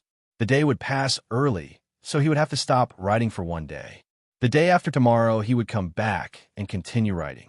If he couldn't finish writing, then he would have to stop writing for 2 days. Then he would have to go back to his hometown for the wedding. Chapter 1270. I'll be taking a bus back to my hometown tomorrow. I'll be free the day after tomorrow, so I can write. I'll be getting married the day after that. I'll probably be drinking a lot on that day. I might be free the day after that. Kings of Darkness, leave slip, includes recent itinerary, currently typing. Please wait a moment. After the content has been updated, please refresh the page to get the latest update. Chapter 1271. Whether it is God or devil, they're not us mortals. Since we're not a race, how can we get along? Noyce indifferently said, "I will appreciate the flowers in the garden and carefully take care of them. For these flowers, I am the god, but you will not appreciate them. You will break the branches or trample on them because they are a hindrance. So you are the devil. But in the black snow season, when the world is cold and everything withers, I will bury them into the ground and turn them into fertilizer for the next year. I will not build a nursery for them because they are, after all, just ornaments. When the flowers bloom next year, I will still be their god. We don't really care about these playthings, but these playthings naively define us on their own, worshiping gods and hating devils. Little do they know that we are the same race, that we are a family.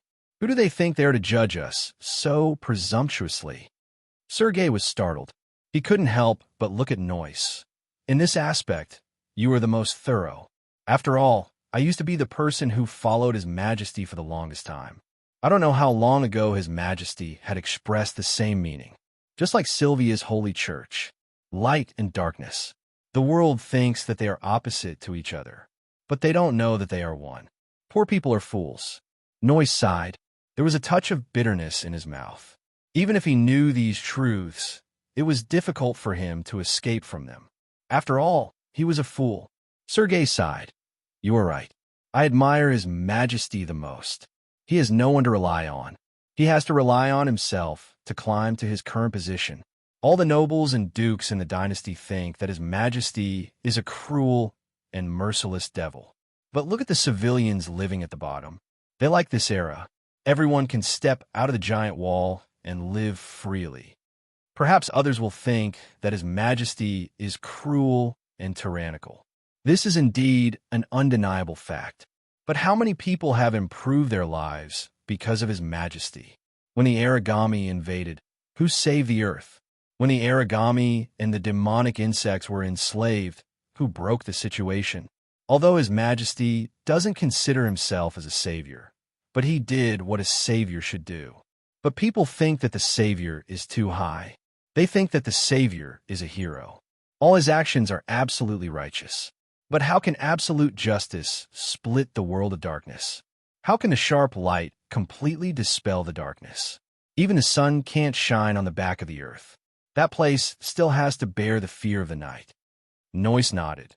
Darkness can't be dispelled, just like light can't be extinguished. There will always be heroes, but they are just decorations in this world. The vast universe is dark. Although the stars are brilliant, the darkness is eternal. Only children yearn for peace. Mature people only seek relative and superficial peace because that is very rare. Sergei sighed. It's a pity that all the killings and sins were borne by His Majesty, but no one will remember his good deeds. Perhaps only the ordinary people will thank him, but their gratitude is too weak and powerless. His Majesty doesn't care about gratitude or not. Perhaps the world's gratitude and the world's hatred doesn't make any difference to him. Noyce shook his head. Not many people will care about what he pursues and cares about. Sergei smiled bitterly and said with nostalgia, I really hope that His Majesty can return to the time when he was in Sylvia. At that time, he was more or less stained with human emotions. But now he is more like a cold god. Noyce's mouth twitched as he thought of the last conversation with Dean. Some things can't go back. Yes, we can't go back. Sergei sighed. Noyce looked into the distance and muttered to himself. Everyone will choose the path that they think is right. Everyone will grow and change themselves. The environment will change. The ideals and pursuits of the past may change because they have to adapt to the current living environment. They have to change and abandon it. No one would think that they were on the wrong path, and no one would think that their current way of thinking was bad. Even if they occasionally noticed it, they would know in the depths of their hearts that it was because there was nothing they could do about it. That was because if they wanted to survive, they would have to work hard to maintain the way they were.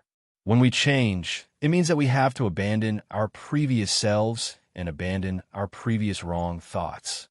Everyone knows that we shouldn't keep walking on the wrong path, so we will keep searching for the right path. What's regrettable is that we keep searching, but we never know which path is the right one. Saints can't teach us about this. They can only teach us the stereotypical model of morality. However, the world is complicated. You can't just rely on the word morality. The longer you live, the further you go. So it doesn't matter if it is right or not. In the end, we will find the one that suits us. If it suits us, then it may be right. If it is right, then it will not change. Sergei was startled. No wonder you came to this remote, giant wall 10 years ago. We couldn't see through you at that time. At that time, His Majesty had just ascended the throne. But you gave up everything and lived in this remote and desolate place. Now, I'm the only one living in the imperial capital. Others were blinded by greed. Some are forced into the whirlpool of war. They couldn't extricate themselves and ended up like this.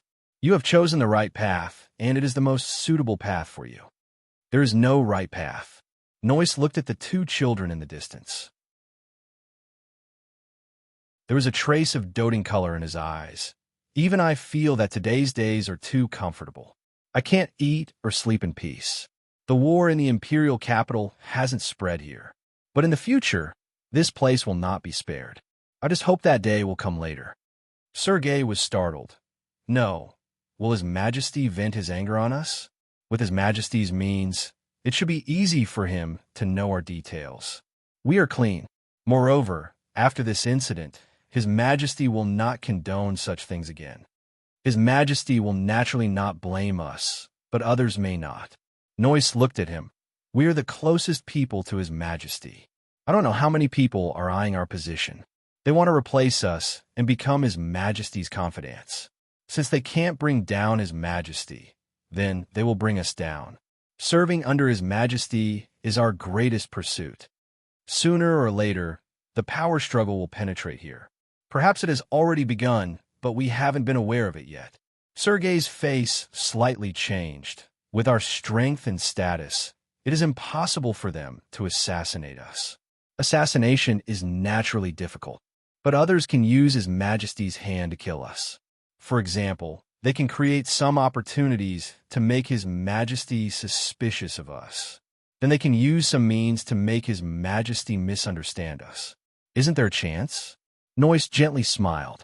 His expression didn't seem to care, but his words were enough to make people shudder. Sergei was startled and couldn't speak for a while. He wasn't afraid of open swords and spears, but it was impossible to guard against the conspiracies hidden in the dark. Is there no way? Sergei couldn't help but put his hope on Noyce. Noyce shook his head. We don't need to think of a way. What kind of person is His Majesty? His Majesty will naturally consider what I said. Instead, He will use us to lure the snake out of the hole. No matter who instigates the relationship between us and His Majesty, He will kill them. After this incident, it is impossible for us to betray His Majesty. How can His Majesty not understand this? Sergei was stunned for a moment. He sighed and said, That's what I said. His Majesty is wise. You almost scared me when you said that it was dangerous. Noyce chuckled, but there was some bitterness in the corner of his mouth as he said, His Majesty is naturally wise.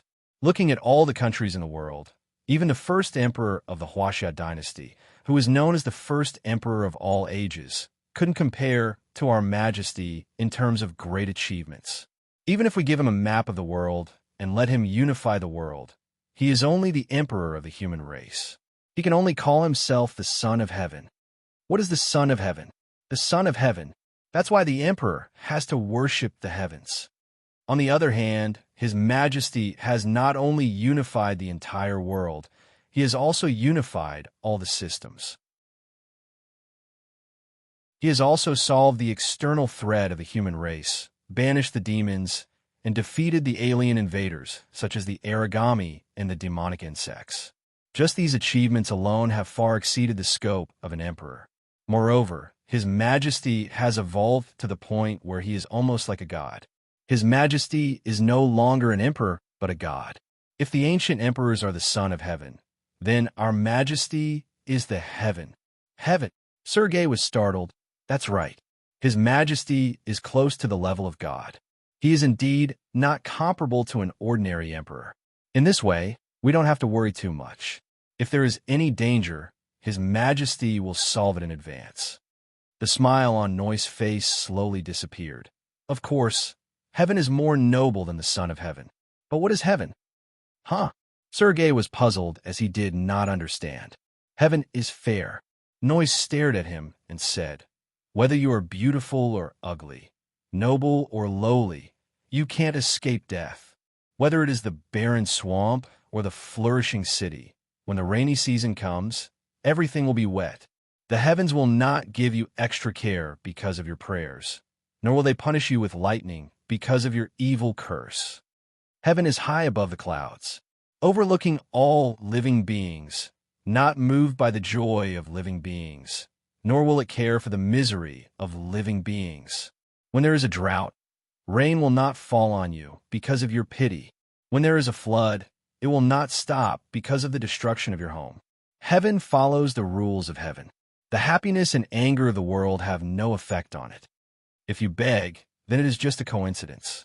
After all, the world is full of suffering, and there are tens of thousands of people who beg. There will always be a blind cat bumping into a dead mouse. That is heaven. Sergei was startled. After a long time, he reacted. His face turned ugly. You mean His Majesty will become as ruthless as the sky? Noyce didn't answer directly. No matter what, His Majesty always has his own considerations. We only need to follow the rules of His Majesty. Don't think too much about it. At least we are at peace now. The future is too far away. To pursue eternal peace is an extremely cruel war. Isn't it the most ridiculous thing in the world to pursue peace through war? Writing a chapter in the middle of the night. Tomorrow morning, I will pick up my wife. M. Chapter 1272. But all peace is bought by war. This is something that cannot be changed. We can't change the will of His Majesty. Sergei sighed. After a while, Noyce whispered, Indeed, this is something that cannot be changed. Just like how we will be destroyed, there is no way to stop it. Living in this post-apocalyptic world, Who can escape from the sea of bitterness? Climb ashore and go to the thorn prison. Destroyed? Sergei frowned. What do you mean? Noise gently leaned on the chair as he looked up at the blue sky. He felt that the clouds were floating very fast.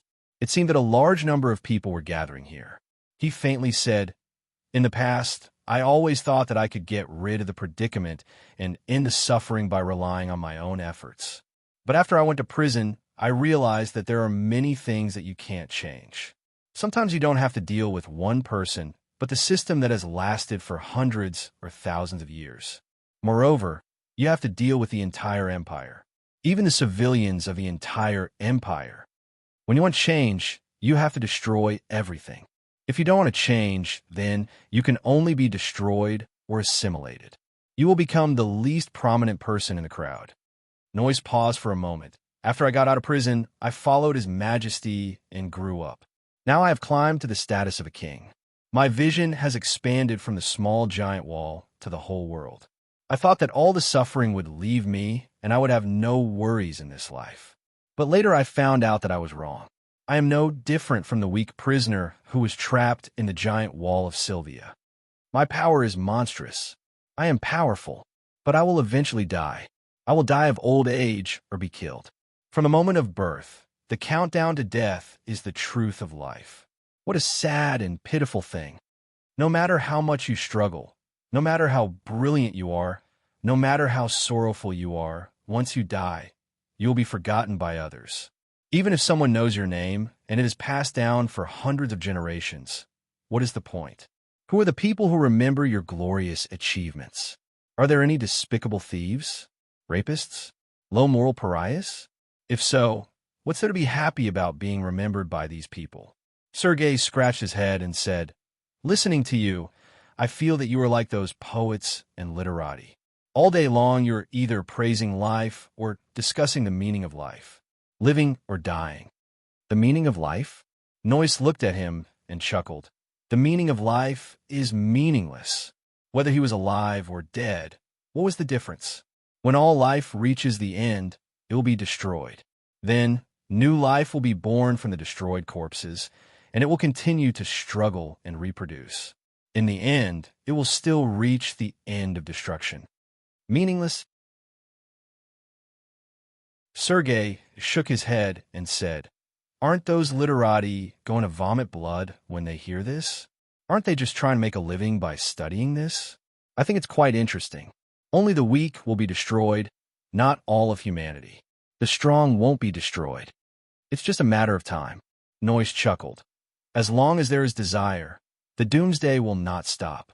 Humans will continue to roll in this meat grinder. Eventually, the boiling blood will be spilled, the delicate skin will be completely twisted, and the hard bones will be chewed until they turn into a pile of rotten meat. That's the final form of the meat grinder. Can this form still be considered as alive?" Sergei was startled. His mind wasn't as rough as it looked. He had already understood the deep meaning behind Noyce's words. He suddenly felt a chill. As long as there is desire, the doomsday will not stop. He repeatedly thought about this sentence in his mind. The more he thought about it, the more he trembled. Whether it's the old era or now, the doomsday has never stopped. Noyce didn't care about Sergei's expression as he continued. The doomsday represents death. Where there is struggle, there will be death. Where there is desire, there will be struggle. This is an unsolvable cycle. From the birth of life, we are destined to struggle in the doomsday. We have to work hard to survive. We have to raise our heads to live.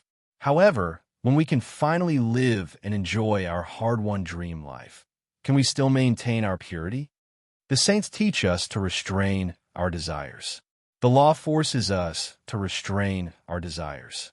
Everything tells us that desire is the root of destruction. But the saints didn't teach us how to live after restraining our desires. The law doesn't tell us how to protect ourselves after restraining our desires. One step forward is the abyss of hell. Stop, it's still the same. If you retreat, the thorns behind you will pierce your heart. We can only move forward and look for hope. Hope is like a fish in front of us. We are greedy cats. We are always chasing, but we can never eat it. Sergei's face turned ugly. He couldn't help but interrupt Noise. Can't His Majesty escape? His Majesty has no desires. He's like a god. Can't he escape the whirlpool of the doomsday? Noise looked at him, as if he had seen through his thoughts. Noise's tone became indifferent. Do you think that you can jump out of the doomsday after becoming a god? But you don't know that His Majesty is the one in the deepest part of the whirlpool. He is beyond redemption. He is already dead. Even if he becomes a god, how can he be the original him? The doomsday has already crushed him into powder. No matter how you put it back together, you can't find his original appearance. What's the difference between you and being dead? Sergei was stunned. Becoming a god. Can't he be free? He felt a slight pain in his heart. It was difficult to breathe. Noise's eyes flashed. His Majesty is not without hope. Maybe only that girl can put His Majesty's original appearance back together. You mean Miss Aisha? Sergei's pupil shrank. Half a year after the rebellion of 100 Kings, the imperial capital had been rebuilt on a large scale. But the number of nobles living in the imperial capital had gradually decreased. They were worried that there would be more assassinations, and they would be implicated. Aurora, I heard that there is news about Aisha from the Corpse Kingdom in the north. In the rebuilt palace, Dean was sitting on the throne. He was wearing a black robe with golden embroidery. He indifferently looked down at the graceful woman in the hall. Aurora respectfully replied, Your Majesty, the Corpse King said that he had seen Miss Aisha's figure from another corpse. But the specifics need to be investigated. M.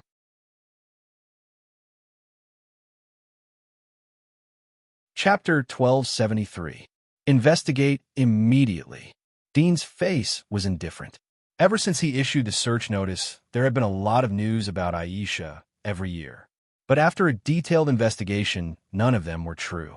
Aurora didn't care about Dean's cold attitude. She was still respectful as she turned around and left. Not long after she left, a king by the name of Blood Noble came to the main hall. He was a newly promoted king and had been given the title of Marquis. In the past, kings were peak figures that surpassed even dukes, but now, being able to get the title of Marquis was already quite outstanding. Your Majesty, Blood Lord respectfully saluted. Dean didn't look up as he read the information in his hand. What's the matter? Blood Baron respectfully replied.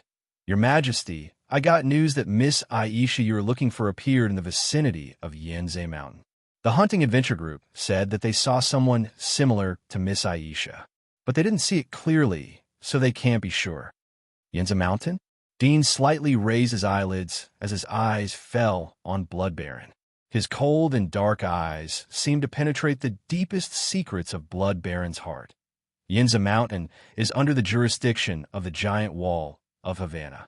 Since you know about this, why don't you go to the leader of the giant wall of Havana to investigate and report to me?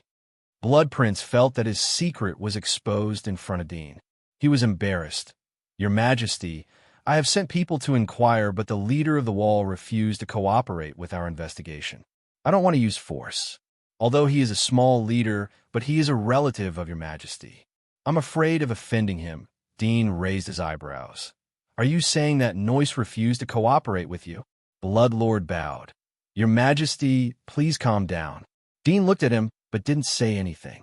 He raised his wrist and revealed a black watch. He quickly contacted the other side. Noise, I heard that there are traces of Aisha near Yenze Mountain. Do you know about it? Your Majesty. Noise's voice came out of the watch. It was hard to tell whether he was happy or angry. I've heard about this and sent people to investigate. It was confirmed that the news was false. Someone was mistaken. I've severely punished them. I didn't expect that His Majesty would be alarmed. Dean nodded. I heard that Blood Lord had sent people to investigate. Are you not going to cooperate? Blood Baron's body slightly trembled. He didn't expect Dean to confront Noise in such a straightforward manner. Dean didn't beat around the bush and didn't beat around the bush. Noise seemed to have expected Dean to say this. Your Majesty, the Blood Baron has sent people to wantonly destroy my territory on the grounds of investigation. I'm sorry I can't cooperate. Dean was silent for a moment. Noise, you should know what she means to me. I hope you don't lie to me. Noyce replied, Your Majesty, I won't lie to you about this matter. Miss Aisha is your Majesty's benefactor and also my benefactor. I'll be the first to find her, even if I have to go through water and tread on fire. Dean didn't say anything more as he hung up the communication. He looked at the Blood Baron, who was about to say something. Come here. Bloodlord's body trembled.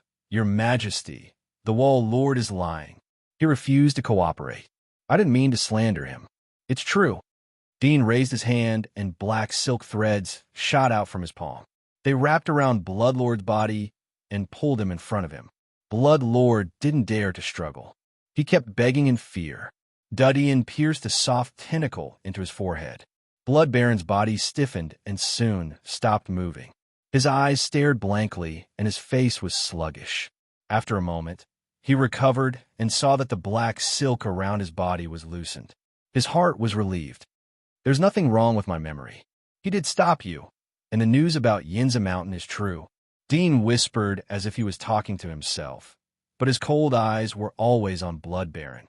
You got the news and went to report after being stopped by him. All of this makes sense, but there seems to be something wrong with your memory. Is it missing a blank? Has it been adjusted? Bloodlord, who had just relaxed, narrowed his eyes. His hair stood on end, and he felt as if his soul was about to leave his body. He hurriedly shouted, Your Majesty, I puff. Before he finished his words, his body suddenly exploded, and the flesh and blood splashed all over the hall. The next moment, Dean's body divided into a large number of small blood vessels, like a straw, and the scattered flesh and blood were sucked into his body. Everything returned to its original state, and not even blood was left. Dad? A figure floated in from outside the Imperial Palace. The figure was pretty and lively. It was Goddess Wa. Under Dean's instruction, she had changed the way she addressed Dean. Goddess Wa looked around. She seemed to see the scattered flesh and blood on the ground. Dad, did someone make you angry? Dean's eyes fell on her. There was a trace of softness in the depths of his eyes. Goddess Wa was absolutely loyal to him. No, I won't be angry because of these little things. Dean smiled. He reached out and stroked Goddess Wa's soft hair. His gentle eyes flashed. Child, are you willing to do anything for your father? With an innocent look, Goddess Wa giggled and said, Of course, I'm willing to do anything you want me to do, Dad. Anything? Dean stared at her. Yes, anything. Goddess Wa blinked at Dean. Dad, are you in trouble? Dean was silent. I've encountered a problem, and I can't find a solution. I can't find hope, and I can't see the future. That's why I need your help. Can I help you? Goddess Wa blinked her eyes expectantly. Of course. Dean's mouth moved slightly. He looked up at her with gentle eyes. Have you forgotten that God is omnipotent? Goddess Wa tilted her head. But Dad, you have studied my body for years.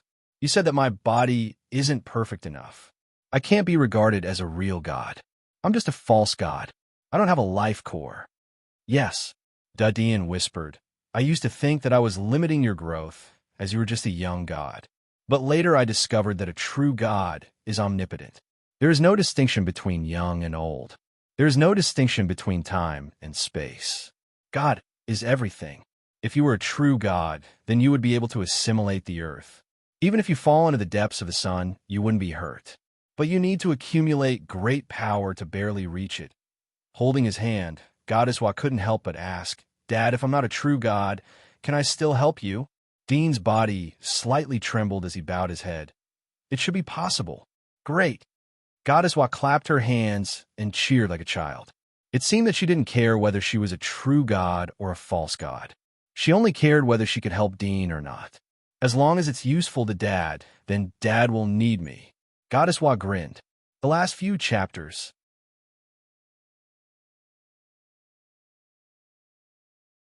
Chapter 1274. Havana Giant Wall. A slender young woman stood by the window of the castle and looked at the tall, blond man beside her. She said with a worried expression, His Majesty just contacted you. Do you really intend to hide this matter? The blond man was Noyce, and the young woman beside him was his wife. She gave birth to 2 clever and lovely children for him. Although she wasn't of noble birth, He didn't find fault with her at all. He couldn't help but sigh deeply after hearing this. He withdrew his gaze from the gloomy sky outside the window and turned to look at the beautiful woman. The light shone on her black hair and made it look like it was flowing. A tender feeling arose in his heart. He wanted to take her away from this place and live on an isolated island that no one would ever set foot on. But he knew that this was an extravagant wish. Today's technology was more advanced than that of the old era. Their individual strength was also more powerful. Their footprints were spread all over the world. There was no place for monsters and naturally no place for him. He was in a whirlpool. Trying to escape would only tear him apart. I'll die if I'm exposed one day, but you and the children will be fine. I know him. Noise sighed. I don't understand. Didn't you say that His Majesty loves this girl the most? In order to find her, he's like a madman and doesn't hesitate to kill millions of people. This is his reverse scale and can't be violated. With your relationship with His Majesty, even if you offend him in other things, he will forgive you. Why do you hide her whereabouts? Once His Majesty knows, even you can't bear his anger. The woman's eyes were red, and she couldn't understand his thoughts. Noise sighed. It's not difficult for someone of my status to live a peaceful life. But if the world is destroyed, where will we find shelter? Although I'm just a nobody, if I can save this world, even if I have to sacrifice my life, I'm willing to do it. Why would the world be destroyed? Isn't it all fine now? All the monsters have been repelled. The monsters in the sea have been killed, and they don't dare to come close to the land. Why are you worried about these impossible things? The woman's face was filled with grief. Although she questioned him with every sentence, her voice was still soft and gentle. However, the more she spoke, the more tears flowed down her cheeks. Noise smiled bitterly. The monsters were repelled, but they also nurtured the greatest devil. The power of the world fell into the hands of one person, but this person was already tired of life and ignored it. He could destroy it at will, but he could also create it at will. It all depended on his mood. How terrifying is this? However, in this world, there will always be one person who wants to be the king, and the rest will have to crawl and submit. Isn't that the purpose of all wars? The woman looked at him blankly. To become the one and only king, we have already shed the blood of our compatriots. Now that His Majesty has unified the world and there is no more civil war, why do you oppose such a thing? Whether we are united or not, will the war never leave us? The bitterness on Noi's face was more intense, as if there was a yellow lotus in his mouth. Life is destined to fight since birth. We need to plunder other lives to eat and drink. The existence of life is meaningless. But we have been born. Since we can't choose to live or die, we have to find a way to live our own meaning or live comfortably. There is no threat if the world falls into the hands of others, but His Majesty is different. He is not a human. His heart is close to that of a god. We can't let him find that girl. All the news and clues about her must be erased. Once His Majesty finds her, it will be the end of humanity. The woman was dumbfounded and stammered, "Why? Because that is the last of his humanity." Noise sighed. His voice revealed infinite exhaustion. And human nature will change and decay. 3 years passed in the blink of an eye. Huge sailboats could be seen everywhere along the coast, as well as an endless stream of adventurers. The sound of bugles and sails could be heard one after another. Huge steam tankers sailed into the sea, and the footprints of humans gradually invaded the mysterious world of the sea. On the other side of the continent, the most prosperous city in the world, rose flowers covered the ground. A large number of sightseeing trains followed the railway tracks to the capital of the imperial city. Outside the imperial palace in the center of the imperial city, there were groups of tourists watching from afar and taking pictures. Dean and a group of scientists were in front of a miniaturized version of the particle collider in the National Research Institute behind the palace. They were observing the data report. There were no undeads in the laboratory, but a variety of high-energy physics research equipment. Your Majesty, the only way to reverse time is to find a broken wormhole in the space. but we can't pinpoint the specific time. A gray-haired scientist said to Dean. Dean frowned and didn't speak. A youth came into the laboratory. He was the assistant of the top laboratory. He saluted as he saw Dean. Your Majesty, an apostle is looking for you. Dean's eyes stayed on the particle collider in front of him for a moment. He looked at the old scientist. No matter how much resources you invest, I want to see you come up with something new in a month. The scientist's face slightly changed. He didn't open his mouth to complain as Dean turned away. He didn't give him a chance to refute. Your Majesty is possessed. He wants to travel through time and space. Another scientist shook his head and sighed. The resources in our laboratory are already at the top. It's useless to have more resources. Your Majesty is making things difficult for us. Forget it. Being in the king's company is like being with a tiger. Let's hurry up. Dean came to the study room and saw a figure in a black robe waiting for him. Dean sat on the chair next to him. What's the matter? The apostle in front of him was a newly established institution. It was dedicated to serve him. It penetrated into all levels of the dynasty and monitored the world. Your Majesty, there's news about Miss Aisha. The apostle bowed his head and said. As soon as he finished speaking, he felt as if all the air in the room had been sucked out. There was an inexplicable feeling of suffocation. His originally tense heart beat twice, uncontrollably. His face turned slightly pale, and his heart was filled with shock. Although he knew that this great emperor's martial strength was the best in the world, he didn't expect it to be even more terrifying than he had imagined. It had far exceeded the concept of a king. Are you sure? A low and slightly hoarse voice came from above.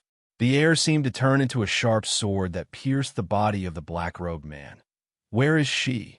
Your Majesty, we found her at the grass giant wall. We have confirmed that she is waiting for you there. The black-robed man suppressed the trembling in his heart and said reluctantly. As soon as he finished speaking, he felt that the suffocating air in the room suddenly disappeared. It was as if the ancient ice on his body had suddenly melted. He couldn't help but be startled. He looked up, but he didn't see Dean in front of him. Tomorrow they will return to Shanghai.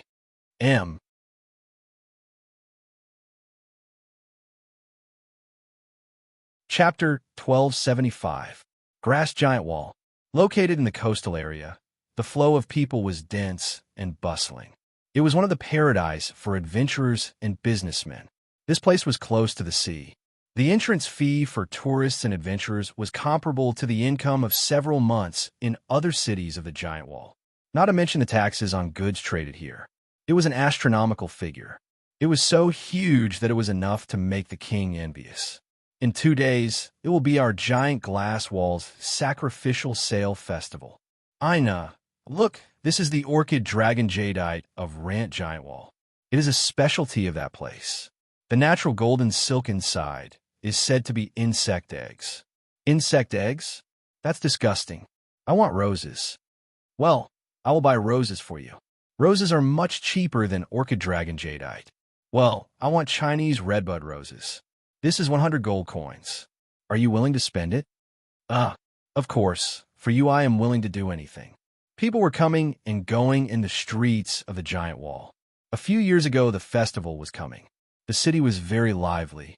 Small wooden boat figurines were hanging on the side of the street lamps. A figure floated in the crowd.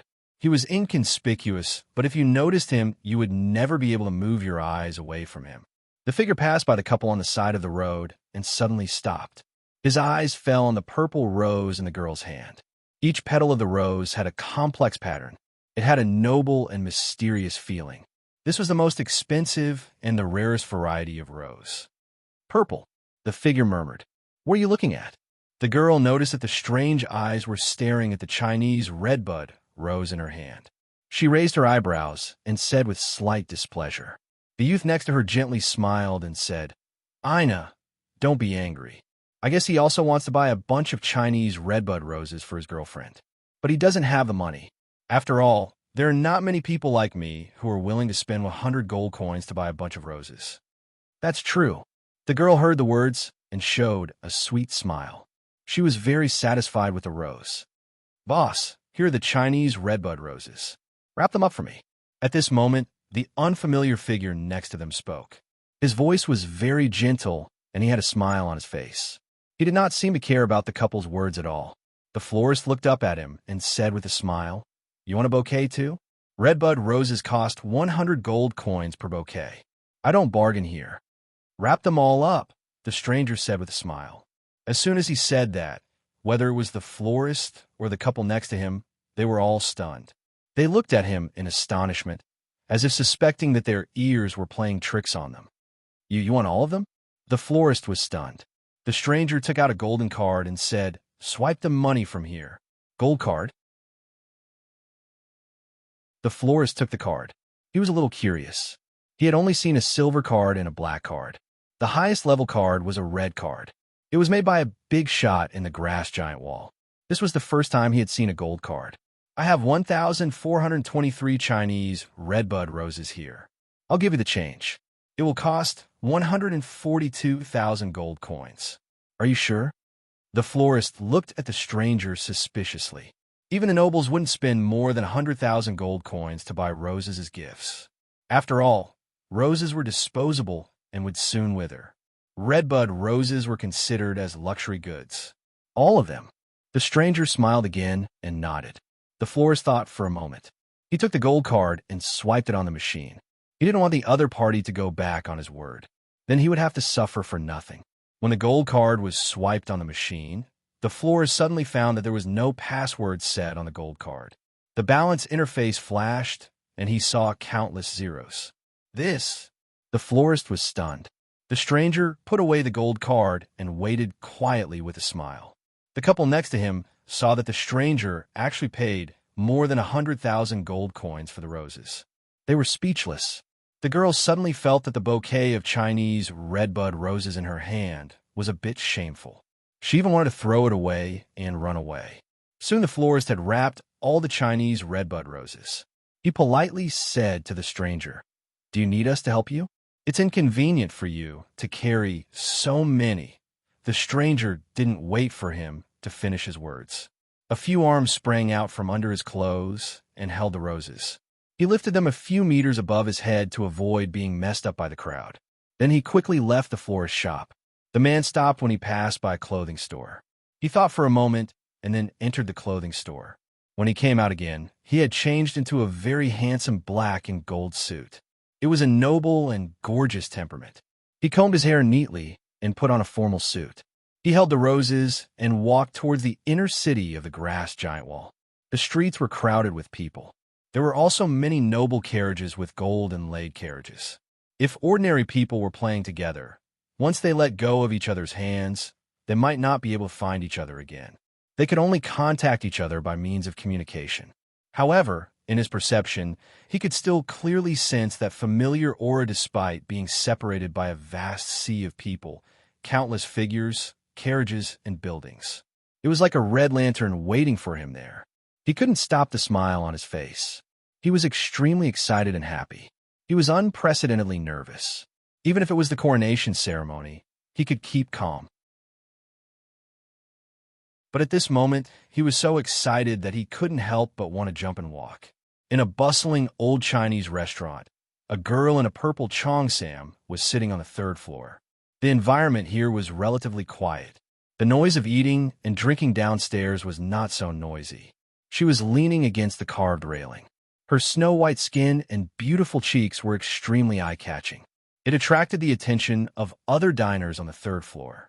But everyone could see that this woman was not an ordinary girl.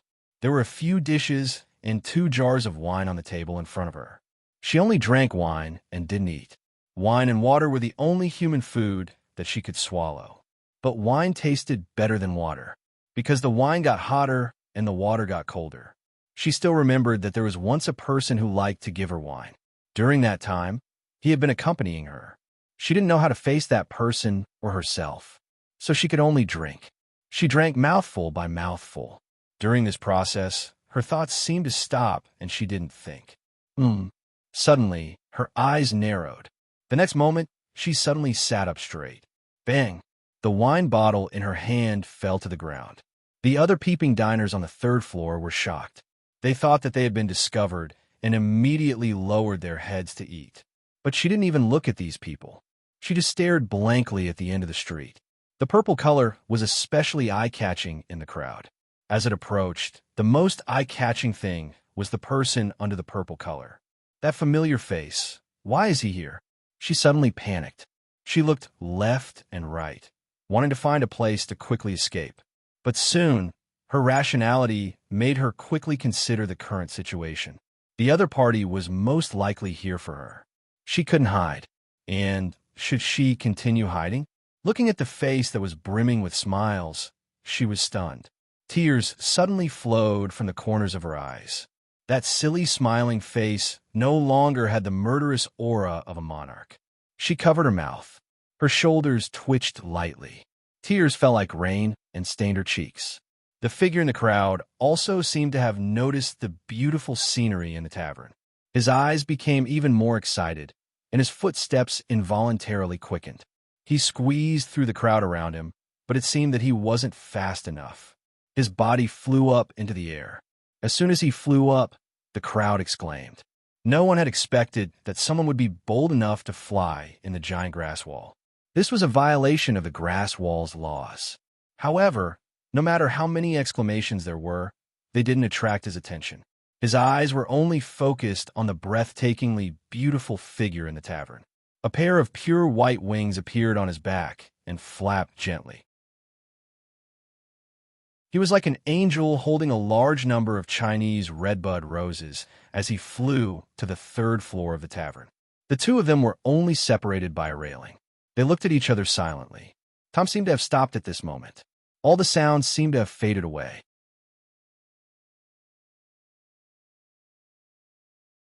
Chapter 1276. Dean stared at the girl in a daze. It seemed that time had not flowed the slightest trace on her body. She was still as young and beautiful as he remembered. Even the fragrance exuded from her body was so nostalgic. This familiar smell instantly brought him back to that era. Do you remember me? He trembled, but found that his throat was dry and hoarse. He was so nervous that he seemed to be unable to speak. He used to be calm in the face of millions of lions. He managed hundreds of millions of people indifferently. But now in front of her, he seemed to have taken off all his defenses. He was so nervous that he was at a loss. Hearing Dean's words, more tears flowed from Aisha's eyes. According to scientific research, the undead had no tears. They had no lacrimal glands or emotions. Even if they were born with a second consciousness, they only had thinking consciousness, but not human emotions. But at this moment, her tears flowed like running water. Those few words were like raindrops hitting her heart. The memories that accompanied her were in her heart bit by bit. How could I not remember you? Dean didn't wait for an answer, but he had already seen the answer from her tears. His heart was agitated. At this moment, he didn't care about anything else. He crossed the fence and hugged her. Her slender and delicate body was still as cold as ever. This coldness reminded him that she was still an undead. But could an undead shed tears? Even if she was an undead, so what? As long as he could see her, he already felt that it was a gift from God. He hugged her tighter and tighter. He almost wanted to integrate her into his body. He wanted to pass the heat from his chest to her body and warm her cold body. He wanted to smell the fragrance of her hair and engrave it in his heart. He wanted too much. The two quietly hugged each other. No words, but it was better than 1,000 words. On the third floor of the pub, many diners cast their eyes. Some were jealous, some were envious, and some were gloating. Downstairs of the pub, many busybodies gathered, pointing and talking, waiting for the law enforcement to come and punish this arrogant person. Many local residents of the grass giant wall looked at him with sneering eyes. It seemed that they were looking at a foreigner who didn't follow the rules and was about to be taught a lesson.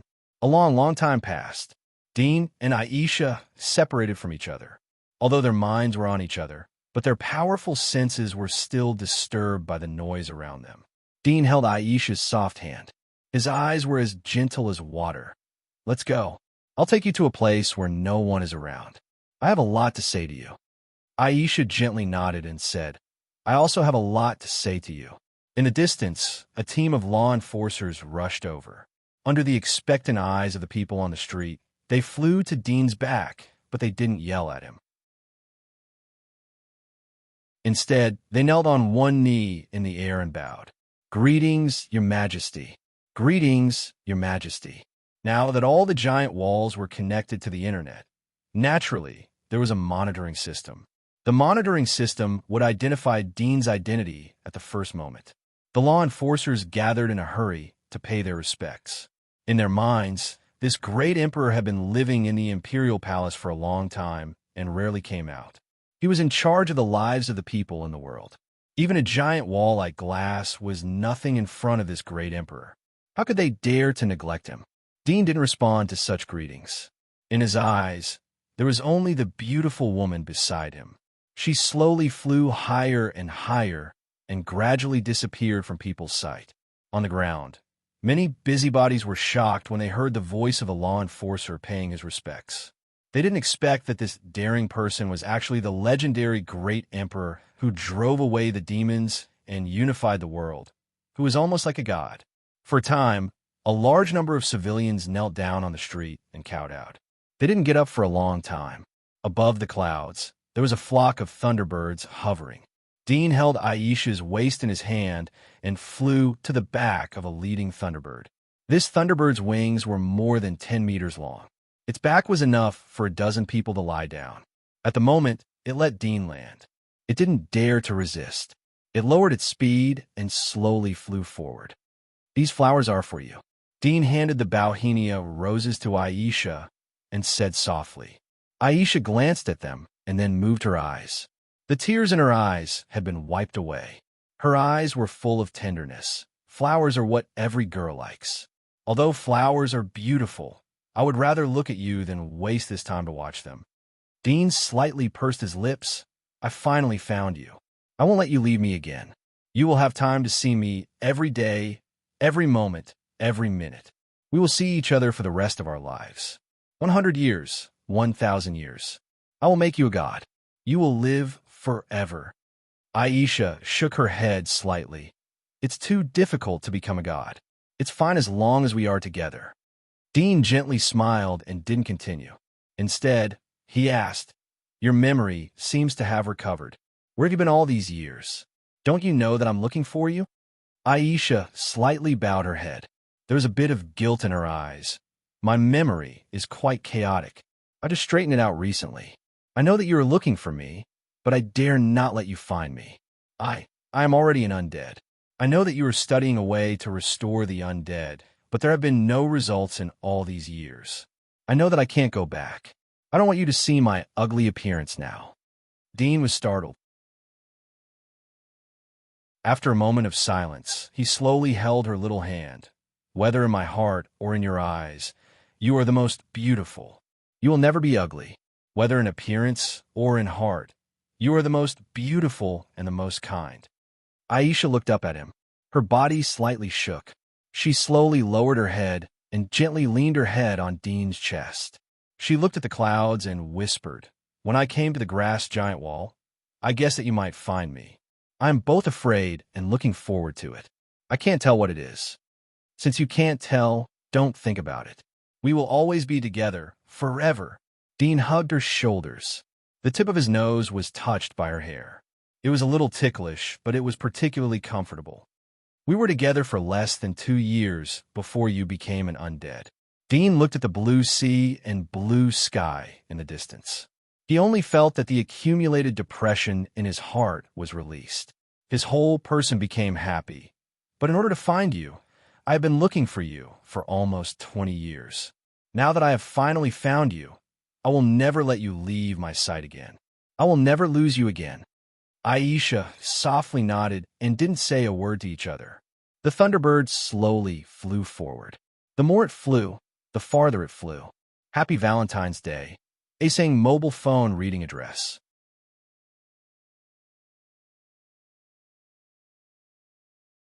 Chapter 1277.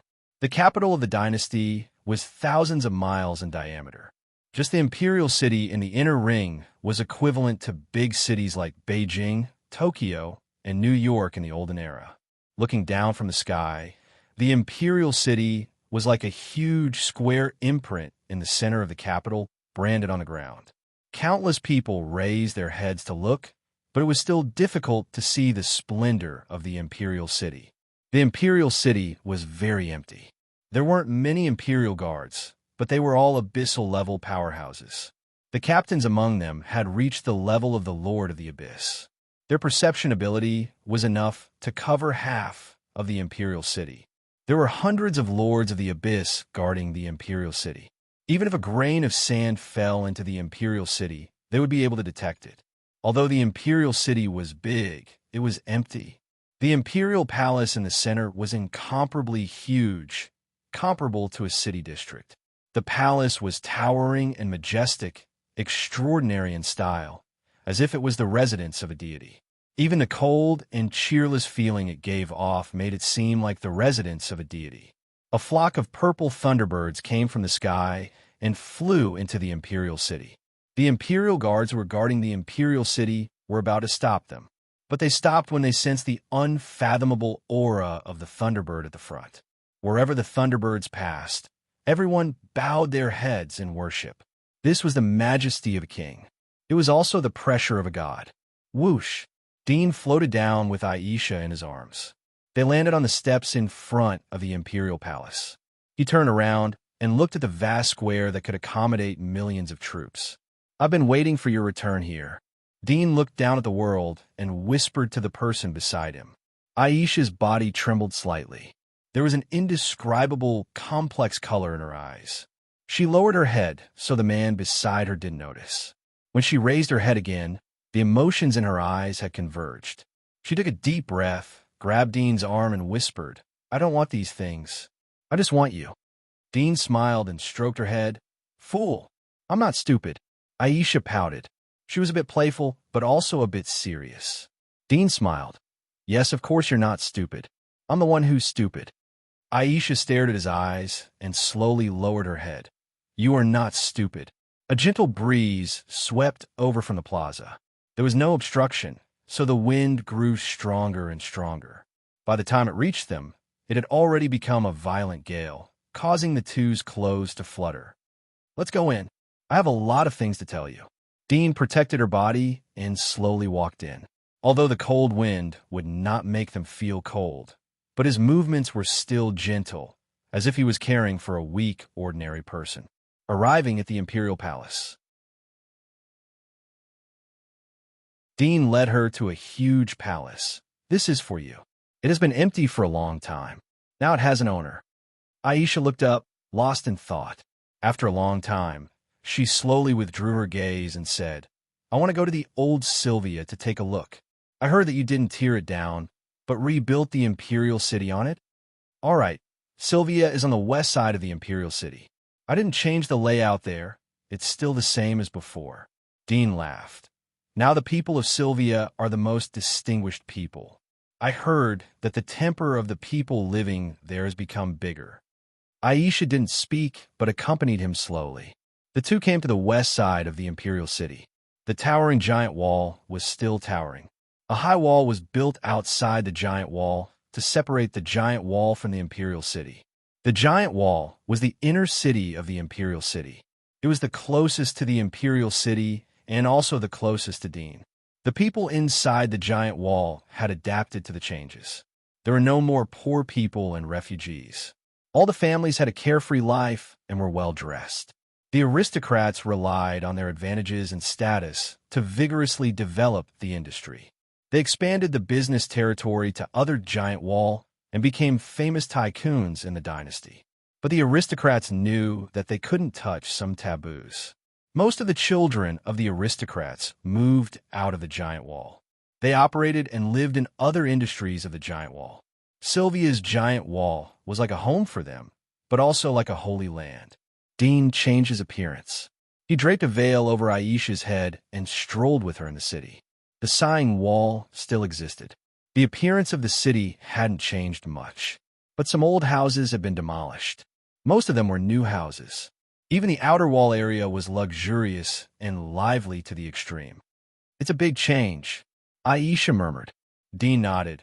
"Although I forbade them to rebuild the city, but some people have money.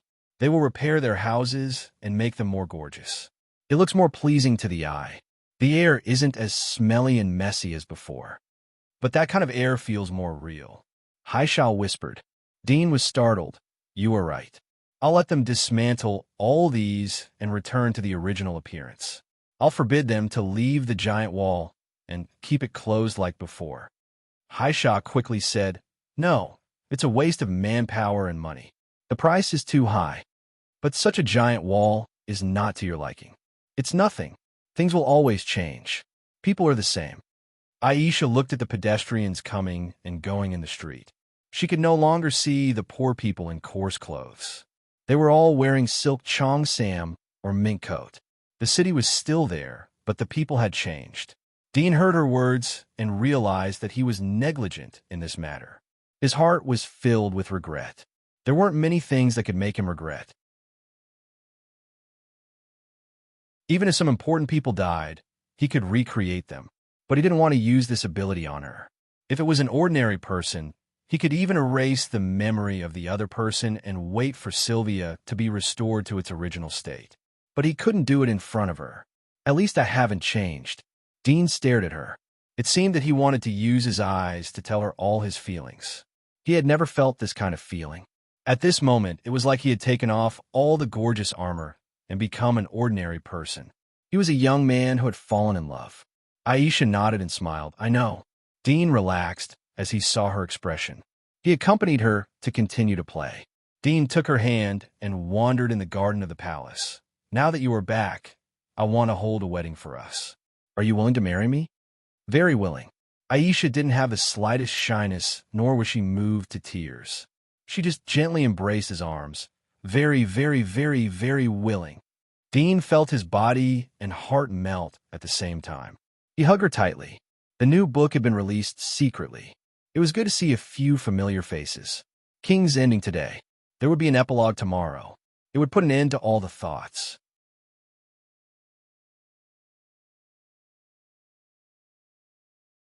Chapter 1278. Night. The stars were like a river, and the moonlight was bright. Dean and Aisha were sitting on the roof of the highest building in the imperial palace. The glass-like tiles were very smooth. They were sitting side by side on the arched roof. The night breeze caressed their faces. It was very quiet. They had a panoramic view of the vast imperial palace downstairs. At the end of their line of sight, there were thousands of bright lights. I had to separate from you when I was kidnapped by Crimson Moon. Otherwise, you would have been caught by her as an experimental subject. Dean's arm gently hugged her body. His fingertips touched the cold skin of her arm. He slowly talked about his experiences over the years. After escaping from the clutches of Crimson Moon, I left Sylvia and went to the border. I strayed into the Federation. I thought that I had carefully concealed my identity, but that Lin Chongsheng from the Federation is an extraordinarily intelligent person. He had already noticed me when I first entered the Federation, but he had always treated me as a lab rat to observe. I fell into his hands and became an experimental subject. After the invasion of the Demon Emperor, there were some changes in my body. Even I didn't know that I had given birth to a god. No, to be precise, she was just a false god. She was not a perfect life form. She lacked a body core. She was just a life evolved from my heart. The thing that she was lacking happened to be in my body. If I let her eat me, she could become a real god. Dean told her about the past word by word. He directly ignored some of the trivial things. He would only share them with her if he found them interesting. However, there were too few interesting things in his life. On the contrary, suffering and pain occupied most of his life. I killed Lin Chongsheng. I defeated the Demon Emperor. I subdued the Qilin King. The Corpse Emperor of the North also surrendered to me. The dynasty was established. I unified the world. But I wasn't happy. I was looking for you every day. I searched everywhere. I dug 3 feet into the ground. I went deep into every corner of the land. I even sent people to search some of the remnant islands in the sea. Finally, I found you. Dean turned his head. There were some vicissitudes in his eyes, but it was full of gentleness. He gently held her slender hand and passed the warmth of his palm to her palm. I was thinking about how to crack the undead virus every day. Even when I'm sleeping, my subconscious is thinking and experimenting in my dreams. But in the end, they all failed. I can only list the research of The Walking Dead as the second experiment. The new experiment number 1 is to study time. If I can study the mystery of time, I can travel through time and return to the past. That way, I can stop all tragedies from happening. It can be said to be once and for all. Currently, there are no obvious results from my research, but I believe that as long as I continue to research in 10, 20, 100, or even 1,000 years, I will definitely be able to develop a time travel machine. Aisha listened silently, but her eyes had become hazy. She seemed to be able to see the stubborn figure chasing after a figure. Even if he got the world, he didn't yearn for wealth and enjoyment. Instead, he buried himself in the laboratory and racked his brains. The persistence and suffering was like a flood blocking her throat, making her unable to speak. Is it worth it? After a long time, she finally opened her mouth. Her voice was hoarse and trembling. Dudian laughed heartily. It seemed that all the haze had gone with the wind. It's worth it. Of course it was worth it. Now that I've found you, everything is worth it. If it wasn't for you, I would have drowned in the heavy rain when I came out of the freezer. My body would have rotted on the streets of the slums and been cleaned up. If it wasn't for you, I would have been killed by the king of corpses. Maybe there wouldn't be any bones left. If it wasn't for you, I don't know what I've been struggling for all these years. Rights? Immortality? In my opinion, it's boring. If I can go back to the day when I crawled out of the freezer, I would rather exchange everything I have now. But time is the most rigid in the world. Even if I spend all the wealth in the world, I can't reverse even a second of time. Aisha was silent. Dudian seemed to be aware that what he said was too sad. He immediately changed the topic. Speaking of which, where have you been for so many years? How did your memory recover? Do you remember everything? Aisha stared at him and shook her head. My memory gradually recovered about a year ago. I don't know why I recover my memory, but from the recovered memory, I seem to have wandered to a sea. I ate some flowers and leaves there. Then it seems that my memory slowly awakened. But my memory isn't perfect. I can't remember many things when I was a child. I seem to remember that I have a sister, but I can't remember her appearance. I can't remember the appearance of my parents either. I only remember that I was constantly hunting and killing monsters. I remember that when I was a child, I sneaked out of the inner wall and met you. I've forgotten a lot of other things, but I remember you very clearly. Everything about you is as vivid as if it had just happened yesterday. Dudian was stunned. You recovered your memory after eating some flowers and leaves? He couldn't believe it. He had gathered all the top scientists in the dynasty to study for more than a decade. Even the origami and the demonic insects were helpless. How could it be solved by a few small flowers and leaves? Were these flowers and leaves a special mutation of the environment? If that was the case, then there was a bit of a possibility. Although scientific research was advanced, but some natural synthetic things couldn't be explained by science. For example, his heart had transformed into the god of Wa. Even if the god of Wa was born, he couldn't use science and technology to replicate the cells of the god of Wa. Do you remember your memories after you became an undead? Dean looked at her expectantly. He didn't spend much time with Aisha. The time he spent with her was far more than the time when she was a human. Although Aisha didn't say a word when she was an undead, but every time he thought about it, he would miss that time. Aisha's cheeks reddened. I remember some, but it's not comprehensive. Dudian was interested. What do you remember? Tell me. Aisha glanced at him. She was a bit shy, but she was used to being generous. She quickly recovered. I remember you took me back to the giant wall. You took me through the mountains and through the wasteland. You took good care of me and served me. You helped me clean as long as the environment allowed. I also remember that you didn't want me to get hurt. You would rather do it yourself than let me come forward. I also remember that you didn't let me eat raw meat. You didn't want me to evolve too fast and mutate my body. I also remember that you talked with me every night. You didn't know what fatigue was.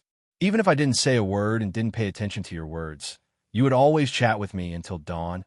I also remember Her voice gradually choked with sobs, and she spoke slower and slower. Those memories and images, countless days and nights of companionship. The two of them in the wilderness. The man beside her would always make some humorous jokes to tease her from time to time, but the response she received was always the cold self who had become a zombie. Although there would never be a response, but the man would always smile and talk to her. Perhaps the most romantic language in the world was the companionship. The most touching action in the world was giving without asking for anything in return. Dudeen rubbed her hair and pulled her into his arms. He pillowed his face on top of her head. He smelled the fragrance of her hair and whispered, "It's all in the past. The future will be very good." The next chapter is tonight's big finale.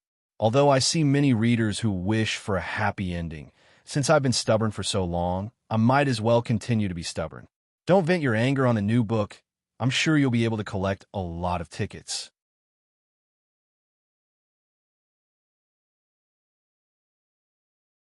Chapter 1279. The next day, Dean sent people to summon all well-known astrologers and diviners. They gathered in the hall of the imperial palace. He asked them to calculate the date of the wedding according to his and Aisha's birthdays, constellations, names, ages, and other conditions. Although he didn't believe in these things, but he was in a good mood. He hoped to receive the blessings of the world. He handed over these things to others. Although they had to abide by the customs, and the process was cumbersome, but it could increase his joy. After the astrologers and diviners went to calculate, Dean called his own disciples to go to the place that Aisha said to find the strange plants that could cure the undead. Dean returned to Aisha's palace after everything was done. He was inseparable from her. The date of the wedding was soon set. Half a month later, Dean calculated the time. The rainy season hadn't passed yet. He asked the weather station. There was no heavy rain in half a month, and the weather was sunny. Most of these were under the investigation of the astrologers. But the weather might not be completely accurate. After all, the wind and clouds were unpredictable.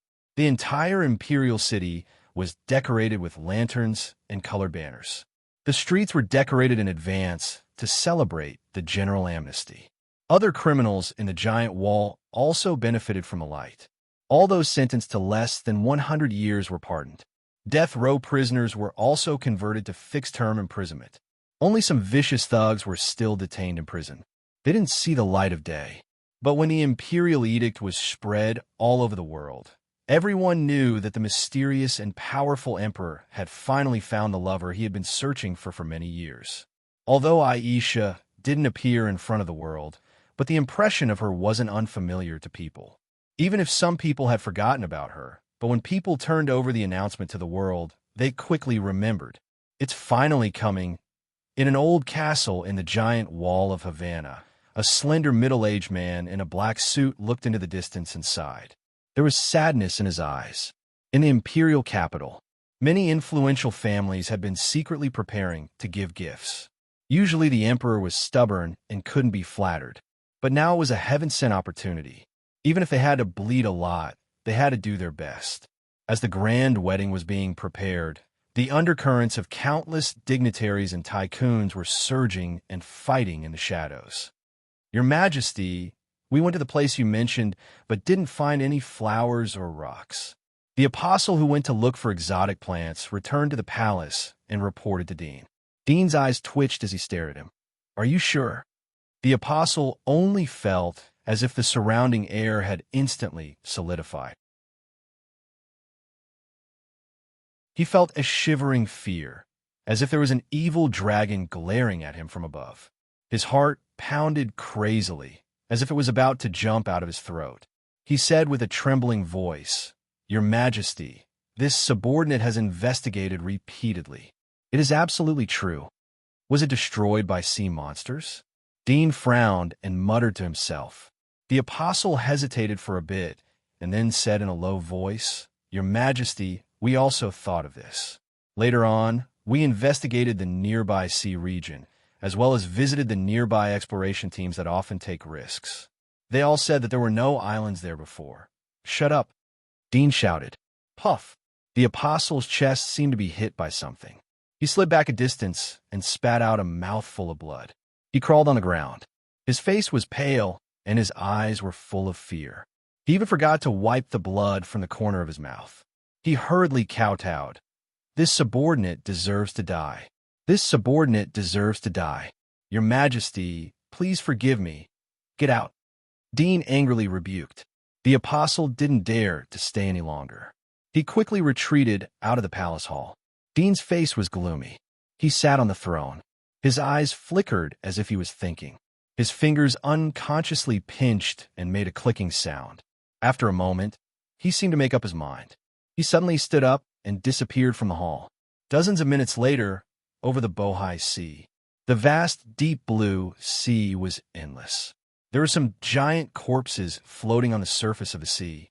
They had been dead for a long time. The corpses were swollen and rotten. A large number of seabirds were gnawing on them. In the distance, a giant ship was faintly visible. In the deep blue sea, some shadows could be vaguely seen moving along with the waves. If one did not look carefully, one would think that they were shadows moving along with the waves, but in fact, they were ferocious shadows swimming past at high speed. A strong fishy smell came along with the sea breeze. The destruction of the sea monsters to the marine environment was no less than the pollution of the land by human beings. Now the sea was incomparably stinky. No one knew how much blood had been soaked in it. Dean looked around but didn't see any islands. He dived into the sea with a calm face. Suddenly, he saw a shadow swimming in the depths of the water. 100 meters away from him was a slender, snake-like shadow. It was more than 10 meters long, and it was swimming toward him. Dean didn't even bother to pay attention to its face. He looked elsewhere. Before the sea monster came close, he ejected a slender blade from his arm. Puff! The blade hit the sea monster's head. The remaining force didn't reduce. It completely cut open its body and dismembered it on the spot. There is no island base. He frowned and kept sinking to the bottom of the sea. More than 10 minutes later, a figure broke out of the sea, setting off huge waves. He suddenly stopped in midair and then rushed toward the distance like a cannonball. As soon as he flew out of the sea, the waves fell, and a large amount of blood gushed out like lava from a volcano. Then, a large number of sea monster corpses floated to the surface of the sea and sank with the waves. The sea was dyed red. The day of the wedding was getting closer and closer. The most mainstream news channel broadcast the wedding process every day. Many dignitaries who were rarely seen on weekdays also showed up. There were also some popular stars from all walks of life who expressed their congratulations. Many people were competing for the wedding invitation cards. But these invitations were destined to be sent to the hands of some dignitaries with real power. The others could only watch from the outside. Dean handed over all the matters to his subordinates, while he took Aisha to play around every day. They strolled in the imperial capital and the giant wall. After visiting some famous tourist attractions, they strolled in the wilderness, reminiscing the past. On this day, Dean and Aisha were eating local delicacies in an extremely well-built restaurant in the giant wall that was dedicated to tourism. Aisha also ate with relish. Although her body was still an undead, Dean used his power to help her construct a new human sense of taste and stomach. Moreover, he added a layer of protective film outside these tissues so that it would not be infected by the virus inside other organs. In terms of eating and drinking, Aisha could once again experience the joy of being a human. We will get married in 3 days. We really don't need to look at the process. What if we don't know anything at that time? Wouldn't it be shameful? Aisha used a small spoon to eat the jelly-like delicacies in front of her. Her face was flushed with joy and worry as she said to Dudian. Her words were filled with a little girl's charm. After these days of getting along with Dudian, she had unloaded the coldness and straightforwardness of the goddess of war. She had become more gentle and beautiful. Dean looked at the heartfelt smile on her face. There was a trace of trance in his eyes. After a while, he smiled and said, "I know the process. Even if we want to learn, we can go to the rehearsal on the last day. It's not complicated. What difficulties haven't we experienced? Are you afraid of this little thing?" Aisha stuck out her tongue.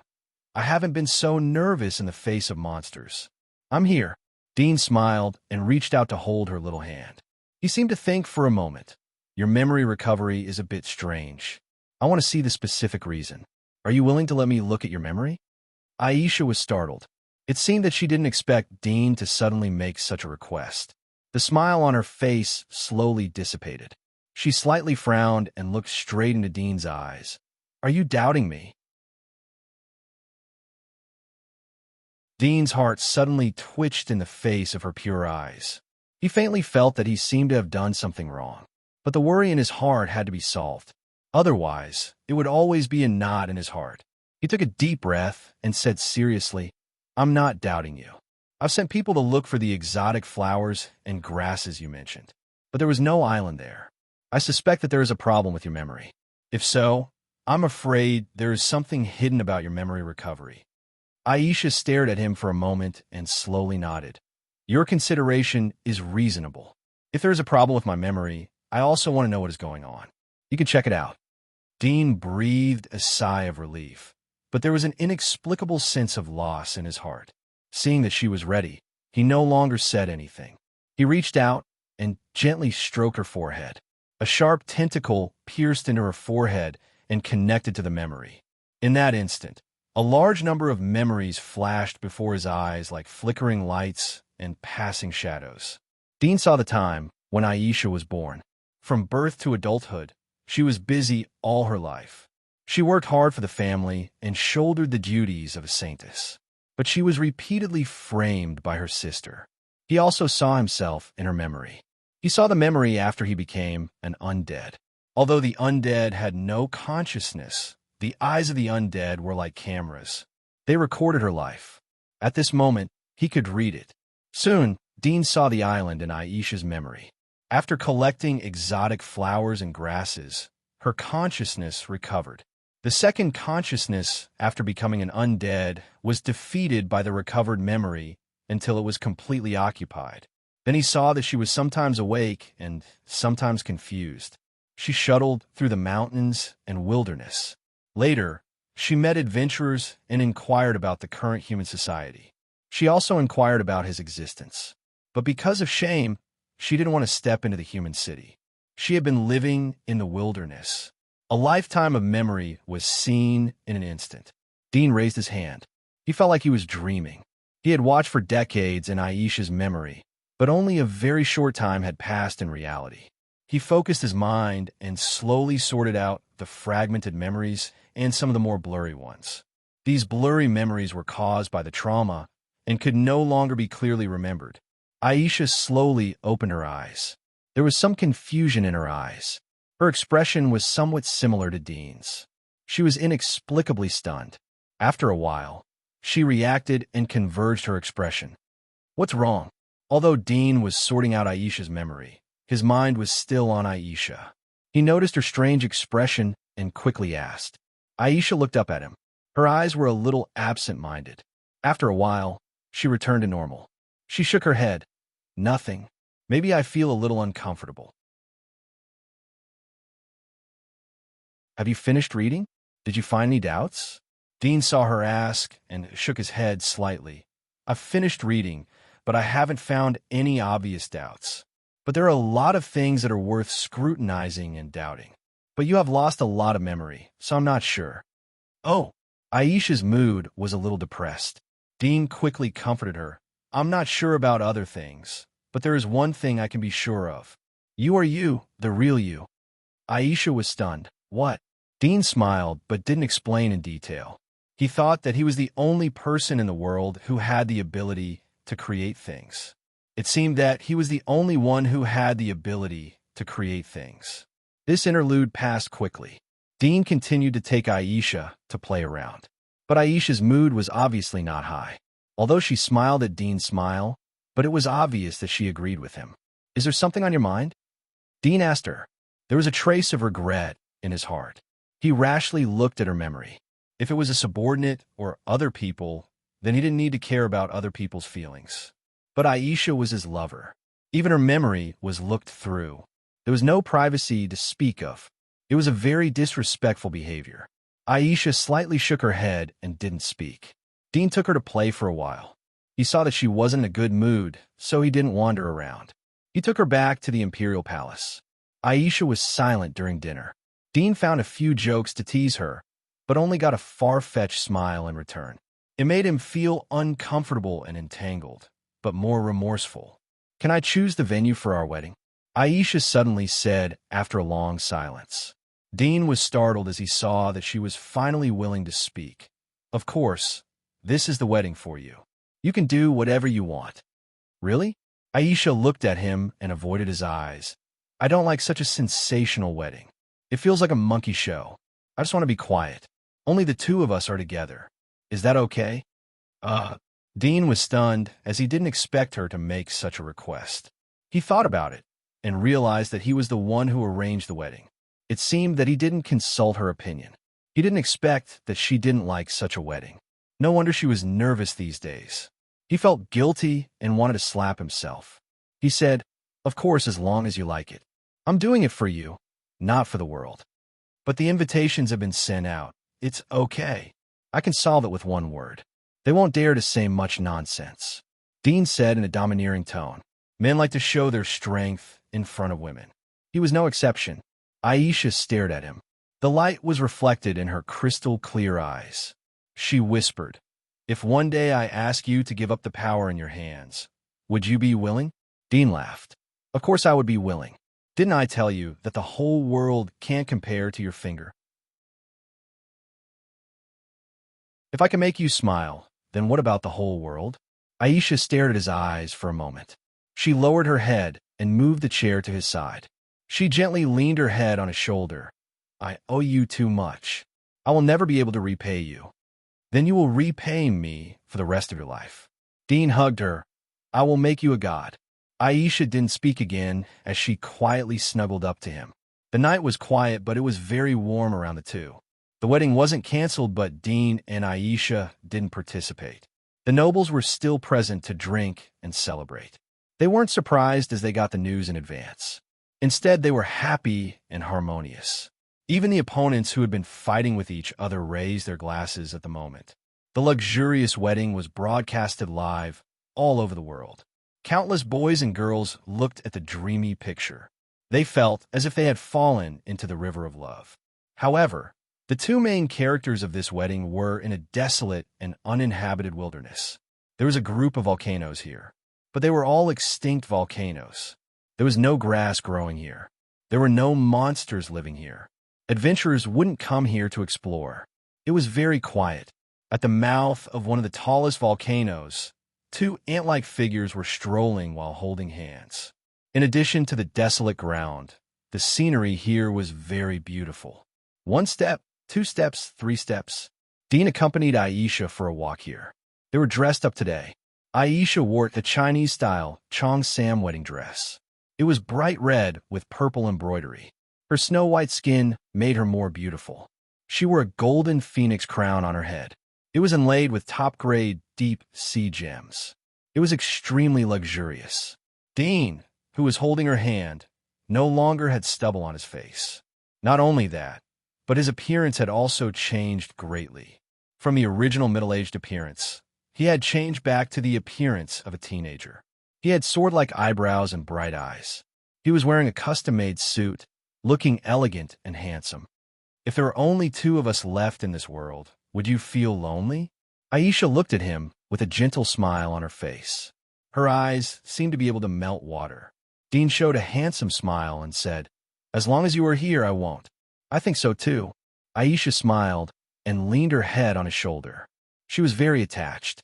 Dean also stood quietly, like a pillar for her to lean on. "It seems that you haven't formally proposed to me." Suddenly, Aisha raised her head and said. Dean was stunned and couldn't help but laugh. But soon he straightened his expression and straightened her body. Then he took a step back and knelt on one knee. He raised his head at a 45-degree angle and looked up at the beautiful and gentle face. "Miss Aisha, will you marry me?" While talking, he took out a box from his suit pocket and took out a unique special ring from it. Aisha's eyes stayed on the wedding ring for a moment and then shifted to Dean's face.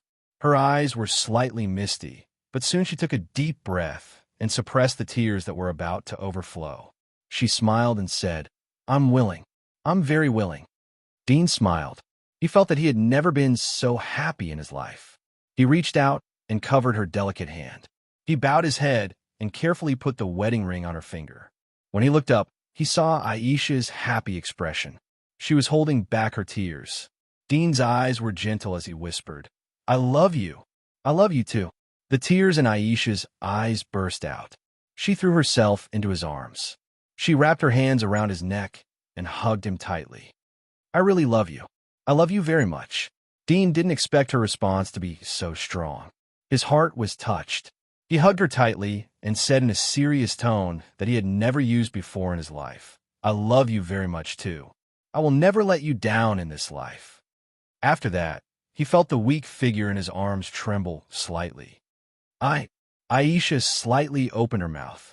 Her voice was sobbing in Dean's ears. Dean thought that she would say, "I love you too," but the next moment he heard, "I'm sorry." He was startled. Then his body suddenly froze. He trembled slightly and reached out to touch the center of Aisha's back. He only felt a cold, hard object stained with warm slurry. He raised his palm and saw that his hand was full of blood. A protruding giant blade pierced out from Aisha's back and extended 2 or 3 meters long. It completely penetrated her slender and weak body. The handle of the giant blade had penetrated through Dean's back. This giant blade penetrated both of them at the same time. "You?" Dean stared blankly at Aisha's sword. His mind went blank, and his thoughts were numb for a moment. "I love you, but I have to do this. I remember everything. My family, my sister, they are all dead.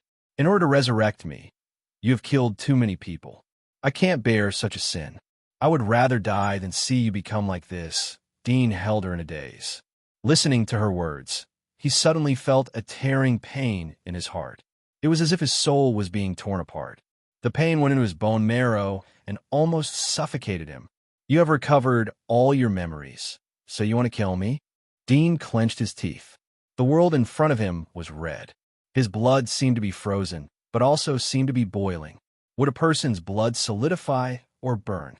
He hadn't shed tears for many years, but at this moment, he felt that his eyes were moist and hazy.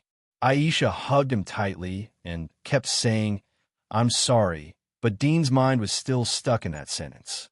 "You remember the family that sent you. You remember the sister that framed you. You remember the countless people that I've slaughtered. So, you think I deserve to die. Even you think I deserve to die." Dean looked up at the sky and wanted to laugh, but no sound came out of his throat. His face looked hideous, but there was infinite sorrow and despair in it. "Everyone is afraid of me and wants me to die. My parents want me to die. My friends and partners want me to die. Now, even you think that I should die." "Ha, ha, ha." Dean looked up at the sky and laughed silently. The more he laughed, the harder he laughed. But the more he laughed, the more tears flowed out. The world in front of him seemed to have lost its color, leaving only black and white. "I deserve to die. If this is what you want, then what if I die?" He slowly raised his hand and gently straightened Aisha in his arms. He held her cheeks with both hands and looked at her tearful face. The despair in his eyes seemed to radiate some brilliance. His gaze was extremely gentle, still as sincere, passionate, and filled with boundless love and affection as when he proposed before. He softly said, "If this is what you want, just tell me. I've said before that I'll agree to any of your requests." Aisha sobbed, "I'm sorry, I've failed you. I'll accompany you and accompany you on the road. I won't let you be lonely. If there is reincarnation, I'll be your bride again in the next life. I'll live an ordinary life with you. Silly child." Dean gently moved her hair away from her forehead. "You always live for others. It's too hard." Aisha cried and shook her head. She once again hugged him. "Hey!" Suddenly, a strange laughter rang out at an untimely moment. Aisha was still crying in Dean's arms, but she coughed up blood from the corner of her mouth. On the other hand, Dean was standing tall. His expression was the same as usual. It seemed that the giant blade of fear was stabbing someone else's body. He slowly raised his gentle eyes when he heard the strange laughter. In this short period of time, the gentleness in his eyes had gradually changed into the coldness of hell and a monstrous, murderous aura that was difficult to look directly at. This murderous aura was like a substance. The sun above their heads was oppressed and dimmed. They saw a spaceship parked hundreds of meters in front of them. There was a long tail of clouds behind the spaceship. The spaceship was like a shuttle. It was made of silver-gray metal. It was inconspicuous. At the moment, a burly man with a height of nearly 3 meters was flying outside the spaceship. His face was full of strange lines. It was the totem tattoo that the residents of the Fire Dragon country liked in the past. It's really touching. The burly man made a strange sound. Dean's dark eyes became as deep as the vast and silent starry sky. There was no trace of light. It was full of crazy and oppressive cold killing intent. Flaming magic insect? Is this your plan? Haha, yes. The burly man laughed and said, Otherwise, why haven't you found her? We found her a long time ago and hid her. By the way, she recovered her memories on her own. She recovered all her memories from the beginning and knew about your crimes. At that time, she wanted to commit suicide to atone for your crimes, but we saved her. Really? Tell me about your plan. Dean lowered his head. His eyes and face couldn't be seen clearly, but the wind blowing around him quietly became weak. Okay. The burly man didn't seem to be in a hurry. He said leisurely, After we found your innocent and lovely sweetheart, we planned to use her to assassinate you. At first, the Kylan Dragon King didn't cooperate with our plan. He wanted to resist, but he didn't know that we had already prepared a trick. In the end, he was obediently sent to you. You checked his memory and killed him. When he was sent to you, his memory was modified by us. When you looked through his memory, you would know that we had left the Earth. This way, you would relax your vigilance. This trick was learned from the art of war of you humans. As for what happened later, it was very simple. We modified the memory of your sweetheart and hid the fact that you tortured her sister and wantonly slaughtered your compatriots. In this way, she only kept her feelings for you. She didn't know that you had done so many things that made her heartbroken. So, when you met her before, her feelings for you were completely true. Only in this way could she deceive you. Truth and falsehood are the best ways to deceive people. I learned this from you humans. If you can resist the temptation to trust her and don't use your usual methods to look into her memory, she will keep it that way until she is by your side and finds out what you have done in the past through other means. But you looked into his memories. We have long expected you to do this, because we recorded a false memory in her memory. That is the part about her memory recovery. That part will inevitably arouse your suspicion. When you suspect her, you'll check her memory. That will just activate the secret button we set in her mind. It is like a hypnotic technique. Your action will trigger the effect of the secret button. After the secret button is triggered, all her memory will be restored. She will remember everything about what you have done. Moreover, we also left an additional memory in her memory. It is the secret of your heart. In this world, the only person who can get close to you, make you defenseless, and assassinate you is only her. In the end, you have to blame yourself for ending up like this. At this point, the burly man chuckled and said, Now that your heart has been pierced, this is your fatal weakness. Without the sage's engine, you're just a slightly stronger king. Although you have many abilities, your strength is only at the king level. In order to deal with you, we have painstakingly prepared for a long time. We have 3 demigod physiques with sages' hearts embedded in their bodies. Any one of them can kill you 100 times over. Dean was silent. Aisha, who was leaning on Dudian's arms, also heard these words. Her body slightly trembled, and her sad mood fluctuated violently. She looked up at Dean and slightly opened her mouth, wanting to say something, but Dean responded with a gentle smile. Don't listen to the insects. You have done nothing wrong, he said softly. Aisha burst into tears. Insects. The burly man raised his eyebrows, his face full of killing intent. A few insect-like wings extended from his back, and sharp blades extended from his body. You're still so stubborn even when you're about to die. Is this the specialty of you humans? Dean slowly raised his head. The gentleness in his eyes turned into indescribable cold, killing intent. Our specialty is to kill insects. Humph. The burly man snorted coldly. He was just about to make a move when he suddenly noticed that his surroundings seemed to be filled with water, and his body actually became extremely heavy. His pupils constricted as he said in horror, "Gravitational field? How can you borrow the magnetic field of the planet?" "Die." Dean squeezed out the words full of madness and extreme coldness from his teeth. The ground, space, and light around him were completely distorted. It was like a black hole was spreading out from his body, annihilating all matter and pushing it out quickly. The spaceship suspended in mid-air was pulled down by the strong gravitational force that suddenly emerged from the ground. "You are God." The burly man's eyes widened as if he had seen a ghost. A hole burst out from his forehead. A blood-red insect crawled out and tried to escape. But before it could flap its wings, it was pulled to the ground by the gravitational force. Darkness spread. The moment the burly man's body came into contact with the pure black light, his body turned into ashes like air. The ground behind him, the spaceship, and the flaming demon insects on the ground all collapsed under the corrosion of the darkness, completely annihilated. The darkness spread to a radius of thousands of meters before stopping. After a long time, where the darkness slowly converged, there was only a curved, concave ball on the ground. All the flowers, trees, and soil that were touched by the darkness had disappeared. On another crater thousands of meters away, a figure floated down. The black blade-like wings fluttered behind him. He landed with a beautiful figure in his arms. "I'm sorry." Aisha was lying in Dean's arms. She opened her mouth slightly, and a lot of blood gushed out. The giant blade that penetrated their bodies had disappeared. It was annihilated by the dark energy. This giant blade was the ability of Aisha's magic mark.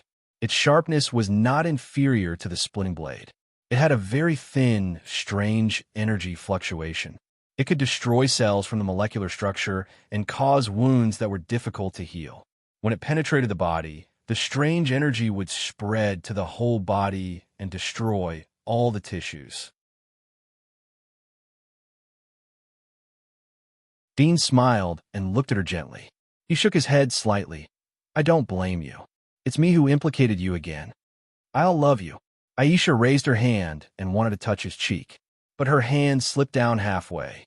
The giant blade was not only aimed at Dean's heart, but also her heart. She had the intention to perish together with him. Her heart had already been shattered. Although she didn't need to rely on her heart to survive, the energy released by the giant blade had destroyed all the bones and meridians in her body, including the nucleus in the depths of her brain. It was a miracle that she could hold on until now. "I love you too." Dean looked at her gradually slackening eyes. He lowered his head and gently kissed her forehead. Time froze at this moment.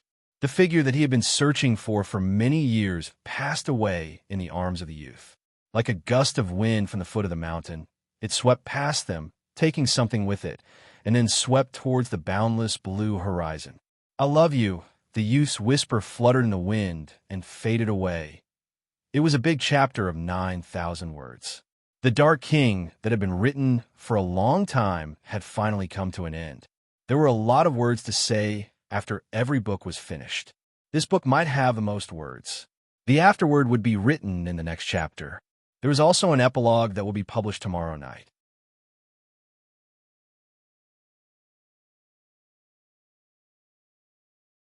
Chapter 1280. Phew, the king is over. He wanted to smoke a cigarette to reminisce about the faint smell of sadness, but he remembered that he had quit smoking for a long time. He rubbed his hands, sorted out his thoughts, and slowly began to write. Yep, King of the Kings was the longest book I had ever written. If I leveled it up according to the Xuanhuan standard, the word count would double. 6 million words wouldn't be a problem at all. After I defeated a world, I would create another one. After I destroyed the demon bug origami, I would create other high-level species.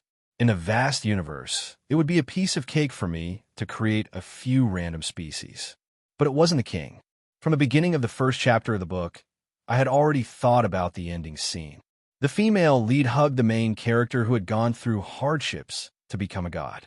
She would pierce their bodies with a sharp sword, and they would sleep in each other's arms. But only the female lead would die. The male lead would still be alive. Yes, the sad ending had been doomed from the beginning. At the beginning of every book, I would habitually outline the scene of the ending scene. So this book was doomed to be a tragedy from the beginning. Dean wasn't a positive protagonist. He wasn't even a protagonist. He was just a tragedy born in this environment.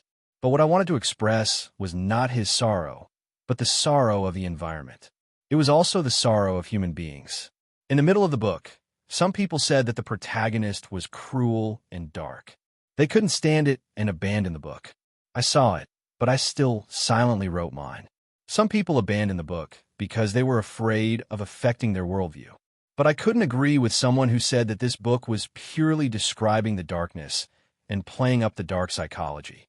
In the works with the strongest light, the darkness was clearly visible. In the dark side, the light of human kindness would be particularly moving. This was a common comparison in literature. The king also belonged to the dark side, but I didn't depict too much of human nature. Because I didn't want to. Because I wanted to write about a dark and sad world. The world might seem far away from us, but in fact, it might be around us. It was a world without a trace of light. In the past, the protagonist was a role model for everyone. He represented justice. Even if he wasn't a righteous gangster, he still had to conform to the moral bottom line. It seemed that the protagonist was a role model that everyone should learn from. But Dean wasn't. He is alone. He is the crystallization of human nature, as I understand it. His end cannot be changed, and there is only one, and it is not a happy life. In the process of writing this book, I was also slowly learning how to view the world and many things. I used to be naive and hot-blooded, but now I'm silent. Some people say that this book is too gloomy, but the person who is affected the most is me. So I wanted to write a happy, light-hearted book. But when he was writing the outline, he couldn't help but analyze it in depth. Once he did, he would discover many things that he couldn't see, something that light cannot shine upon. Perhaps it would be difficult for his future works to break away from this influence. Perhaps this was the seed of the beginning of his style, but I don't want to be limited by a certain style, just like I don't want to be a sci-fi author who only knows how to write about the end of the world. I was originally lively and mischievous, but now I seem to have lost interest in many things. My desires were slowly diminishing, and I couldn't bring myself to do anything, as if everything was dull and uninteresting. Only by stopping his brain from thinking and not thinking would he feel happy. Just like when he was chatting with his wife and family, he didn't need to use his brain to think and was happy. Living happily is the most comfortable way to live. The sorrow of bitterness and hatred will only make him seem bitter and a bit pretentious. But when writing King, he had to sink his heart, think, analyze, and use the perspective of King to see many things. Then his mood would become gloomy. At first, I just wanted to write about a slightly real, cruel world, adding a little more depth. For example, the giant wall, which symbolizes the human heart. People are imprisoned by the giant wall, not daring to step out, just like they're imprisoned by the fear in their hearts, not daring to step out. So they will never know whether the outside world is beautiful or ugly. So I told what the outside world is like. It is cruel, it is ugly, it is monsters. This is the dark tone of the book. But slowly writing, constantly digging deeper and deeper, thinking deeply, and then slowly writing. Maybe the expression is not good, but what the book wants to express is basically written. In the later stages, there's actually nothing to write because this book mainly talks about the journey of the mind. There is no limit to the rise of strength. One can break through the world, but the heart has a limit. When the heart completely degenerates into a king, who can save it? This journey of the mind is also my own understanding. From the beginning, I planned to write it as a business to make money. But after dozens of chapters, I found that I can write a lot of ideas. But these ideas will conflict with leveling up and fighting monsters, contrary to the business, but I was reluctant to give up. So when the book was on the shelves, Dadian was imprisoned, and the subscriptions plummeted. This is extremely traumatic for the book, but I didn't regret it. After being in prison, I didn't often read the book reviews. I thought that since the subscriptions were gone, it would be useless to go back. If in the end, no one will read it, and I can't earn enough money to eat, then I will be a eunuch. Fortunately, the people who read it gradually stabilized and slowly increased. At that time, I was too lazy to read the book reviews. Anyway, I can write according to my own ideas, and I can make a living. In that case, why should I listen to others? Therefore, although this book was written in a depressed mood, in general, it could be considered to be very happy, and one could ignore it. I had been paying attention to the book reviews for the past few days and saw that many people were hoping for a happy ending. I could only apologize to them. They had persevered for so long at the beginning. If they dropped the ball at the end, wouldn't it be like slapping their own faces? They would have wasted so many days and nights of hard work. I suddenly thought of the previous book, Reboot of the Apocalypse. That book also had a tragic ending. Falling into the cycle of reincarnation, repeated experiences and repeated losses, repeated searching, but never able to grasp the most precious thing. However, rebooting was better than this. At least the people's hearts wouldn't change. Darkness, however, was not an option. There was no point in reincarnating. That's about all I can think of. This time, I've been repressed a little too much, almost to the point of severe depression. This new book belongs to the more lively category. The worldview is very interesting. There are many layers. It could be considered as a light to medium fantasy novel. Hey, if you haven't collected it yet, hurry up and collect it. Raise the recommendation tickets. When I open my eyes tomorrow, I want to see my collection break 4 digits. Hung. I almost forgot. The title of the book is The Descent of Terror.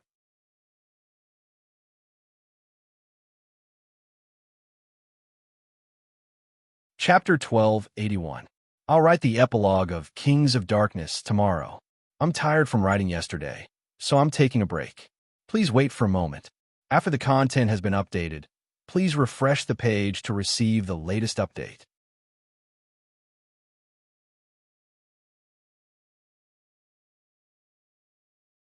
Chapter 1282. There was only one main color in the vast universe, and that was darkness. A meteor streaked across the sky. The radiance that flashed in that instant was like the descent of a god. It was gorgeous and dazzling, enough to attract everyone's attention in an instant. Although it was short, it seemed like an eternity. However, the feeling of eternity in that instant would eventually fade away with the passing of people's memories until they were forgotten. Life itself was not eternal. So how could one remember the eternity of a meteor? What was truly eternal was the darkness in the vast universe. It was just that this darkness was often ignored by people as the background and only paid attention to the gorgeous radiance of the meteor and the stars. It was just like how people remembered the great people and heroes in history the most, but ignored the background behind them. However, no one could truly erase this darkness. Even the sun that emitted heat was just a tiny light in the vast universe. It would eventually age and be extinguished, and then turn into a dark ruin. This was fate, and also the final destination.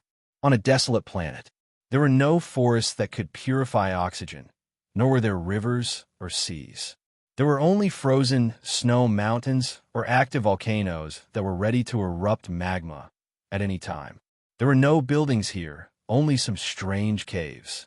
For example, on an iceberg, there were many pitch-black caves that looked like small holes. Looking at them from afar, it was easy for people to develop trypophobia. At this moment, on a precipitous, snowy mountain, 3 figures held hands and strolled leisurely. In the snow behind them, there were many long, snow-white things that looked like snakes made of cotton scattered all over the ground. In the middle of these 3 people was a young man with black hair and eyes. His left hand was holding the hand of a girl who looked to be 7 or 8 years old. Her cheeks were as delicate as porcelain, and she was very beautiful. Her facial features were pure and natural.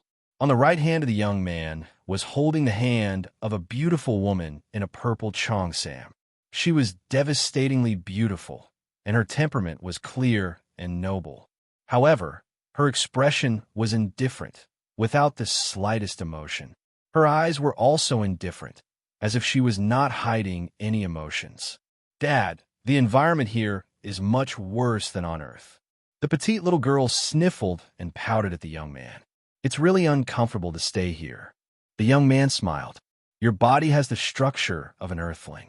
Of course, it's not suitable for this place. These demonic insects have a very low demand for oxygen. In addition, the entire planet is in an extremely cold or hot environment, which is not suitable for plants to grow. Water is also scarce, so it looks desolate. Of course, it doesn't look good. No wonder these demonic insects want to leave this place. The little girl snorted. The young man smiled faintly and led her and the beautiful woman to sit down. The instant he sat down, the ice and snow beneath them melted and turned emerald green. Countless tender grass and flowers bloomed, extending far into the distance, turning into a 10-meter wide green field of flowers and grass. The fragrance of the flowers was pleasing to the nose. With a single thought, 100 flowers bloomed. This kind of ability was completely beyond the comprehension of humans, but to the gods, it was a very common thing. Dad, can you make my body grow faster? The little girl took the young man's hand and said coquettishly, just like my previous body, I want to be an adult, not a child. But you're a child. The young man patted her head and said with a smile, children have to grow slowly. Otherwise, if they grow too fast, they will become deformed. Dad is stingy. The little girl pouted and turned her head away angrily with her arms crossed. The young man looked up and could see countless stars in the sky above him. They were extremely clear, and he could also see 2 extremely huge planets. They were extremely close to this demonic planet, and he could even see the craters on the surface of the 2 planets. This kind of scenery was also somewhat interesting. He looked at it quietly, and one of his hands slowly tightened on the beautiful woman in the purple cheongsam beside him. He turned his head, and his eyes fell on her expressionless and cold face, but his eyes were filled with extreme gentleness. The scenery here, do you like it? The beautiful woman did not answer, as if she did not hear anything. The young man did not seem to care at all, and his eyes were still as gentle as water. After we destroy this place, I will take you to the origami planet to have a look. I heard that there is nothing there, but I can transform that place into the appearance of Earth before, just like when we first met. The beautiful woman still did not say anything. Like a stone statue, she only sat straight and did not move. Dad, why don't you let Mom really resurrect? That way she can chat with you? The little girl beside her was full of curiosity, and her big watery eyes looked at the young man. The young man smiled slightly, looked up into the distance, and said to himself, your mom loves me very much, so she wants to kill me. I also love her very much, so I can't let her wake up. Why? Because of love. I don't understand, and don't touch. Oh, after a long time. The young man seemed to have rested well, and he had seen enough of the scenery here. He slowly stood up, holding the little girl and the beautiful woman's hand. Let's go. We will go to the origami planet to play. The young man smiled. Yes, yes. The little girl cheered, but then she thought of something and her face became a little sad. After the origami planet is destroyed, will we return to Earth? We won't go back. The young man smiled. Let them fend for themselves. We will continue to look for new planets. If we can't find one, I will make one for you as an amusement park. Create? Well, we will destroy it when we are tired of it. Well, let's create it first, and it was completely over. It was over. Maybe there were too many words in the last chapter, so some people didn't read it carefully. It was explained that Aisha attacked Dean because she didn't know about the existence of the worm and the conspiracy of the origami. Her memory was still in the pattern of Sylvia, and her memory was tampered with by the worm. Why didn't the protagonist find it when he looked through her memory? Because the behavior of looking through her memory triggered the mechanism buried in Aisha's body, and her memory was restored. In other words, the protagonist activated the mechanism, which led to the final tragedy. Why did the protagonist activate the mechanism? It was because of the betrayal and suspicion. The protagonist's emotions were real, but the protagonist's character wasn't the same. There were some changes that he couldn't detect. So the protagonist would look through her memory and activate the mechanism, which led to the final tragedy. This was the sadness of life and experience. We thought that we wouldn't change, but we had changed a long time ago. As the introduction said, the virus was rampant. Where was the original face of a human? It had long been unrecognizable. I have written several books about the Doomsday, but I didn't have the motivation to write about it. As early as when I wrote about the Dark Civilization, I wanted to write about the idea that the Doomsday wasn't just about zombies. The Doomsday was about the human heart. The city was also the Doomsday. Just like the words of Narayanus, as long as there is desire, there will be destruction. As long as there is desire, there will be Doomsday. I personally think that the Doomsday is not limited to a theme, but a deep meaning. Just like love is not limited to romance. In all books, there can be love between the male and female protagonists. This book expressed this idea. Maybe it wasn't expressed well, or maybe no one cared, but I felt that it was a good ending to my Doomsday. Before I could think about something deeper, I wouldn't write about the Doomsday again, because I'd already written about everything I needed to write about. Unless it was a Xuan Huan of the Doomsday, killing monsters to level up, then I might as well write Xuan Huan. This book didn't have a trace of light. Just like the beginning of the epilogue, even if there was light, the light of human nature would eventually be extinguished. This was the Doomsday.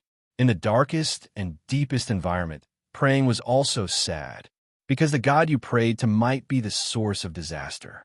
All in all, I personally felt that the ending was not bad. There weren't any regrets.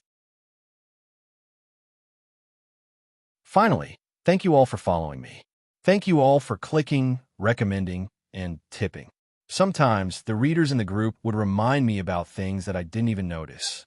I could feel that many of you were even more dedicated than me, the author.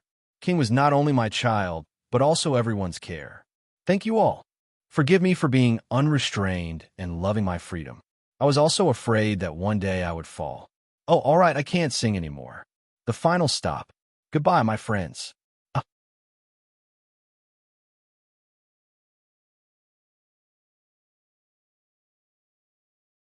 Chapter 1283. The new book of King of Darkness has been released. Please wait for a moment. After the content has been updated, please refresh the page to receive the latest update. You're tuning in to the Warrior Lore YouTube channel. Don't forget to subscribe and join us on this journey to catch the most captivating stories.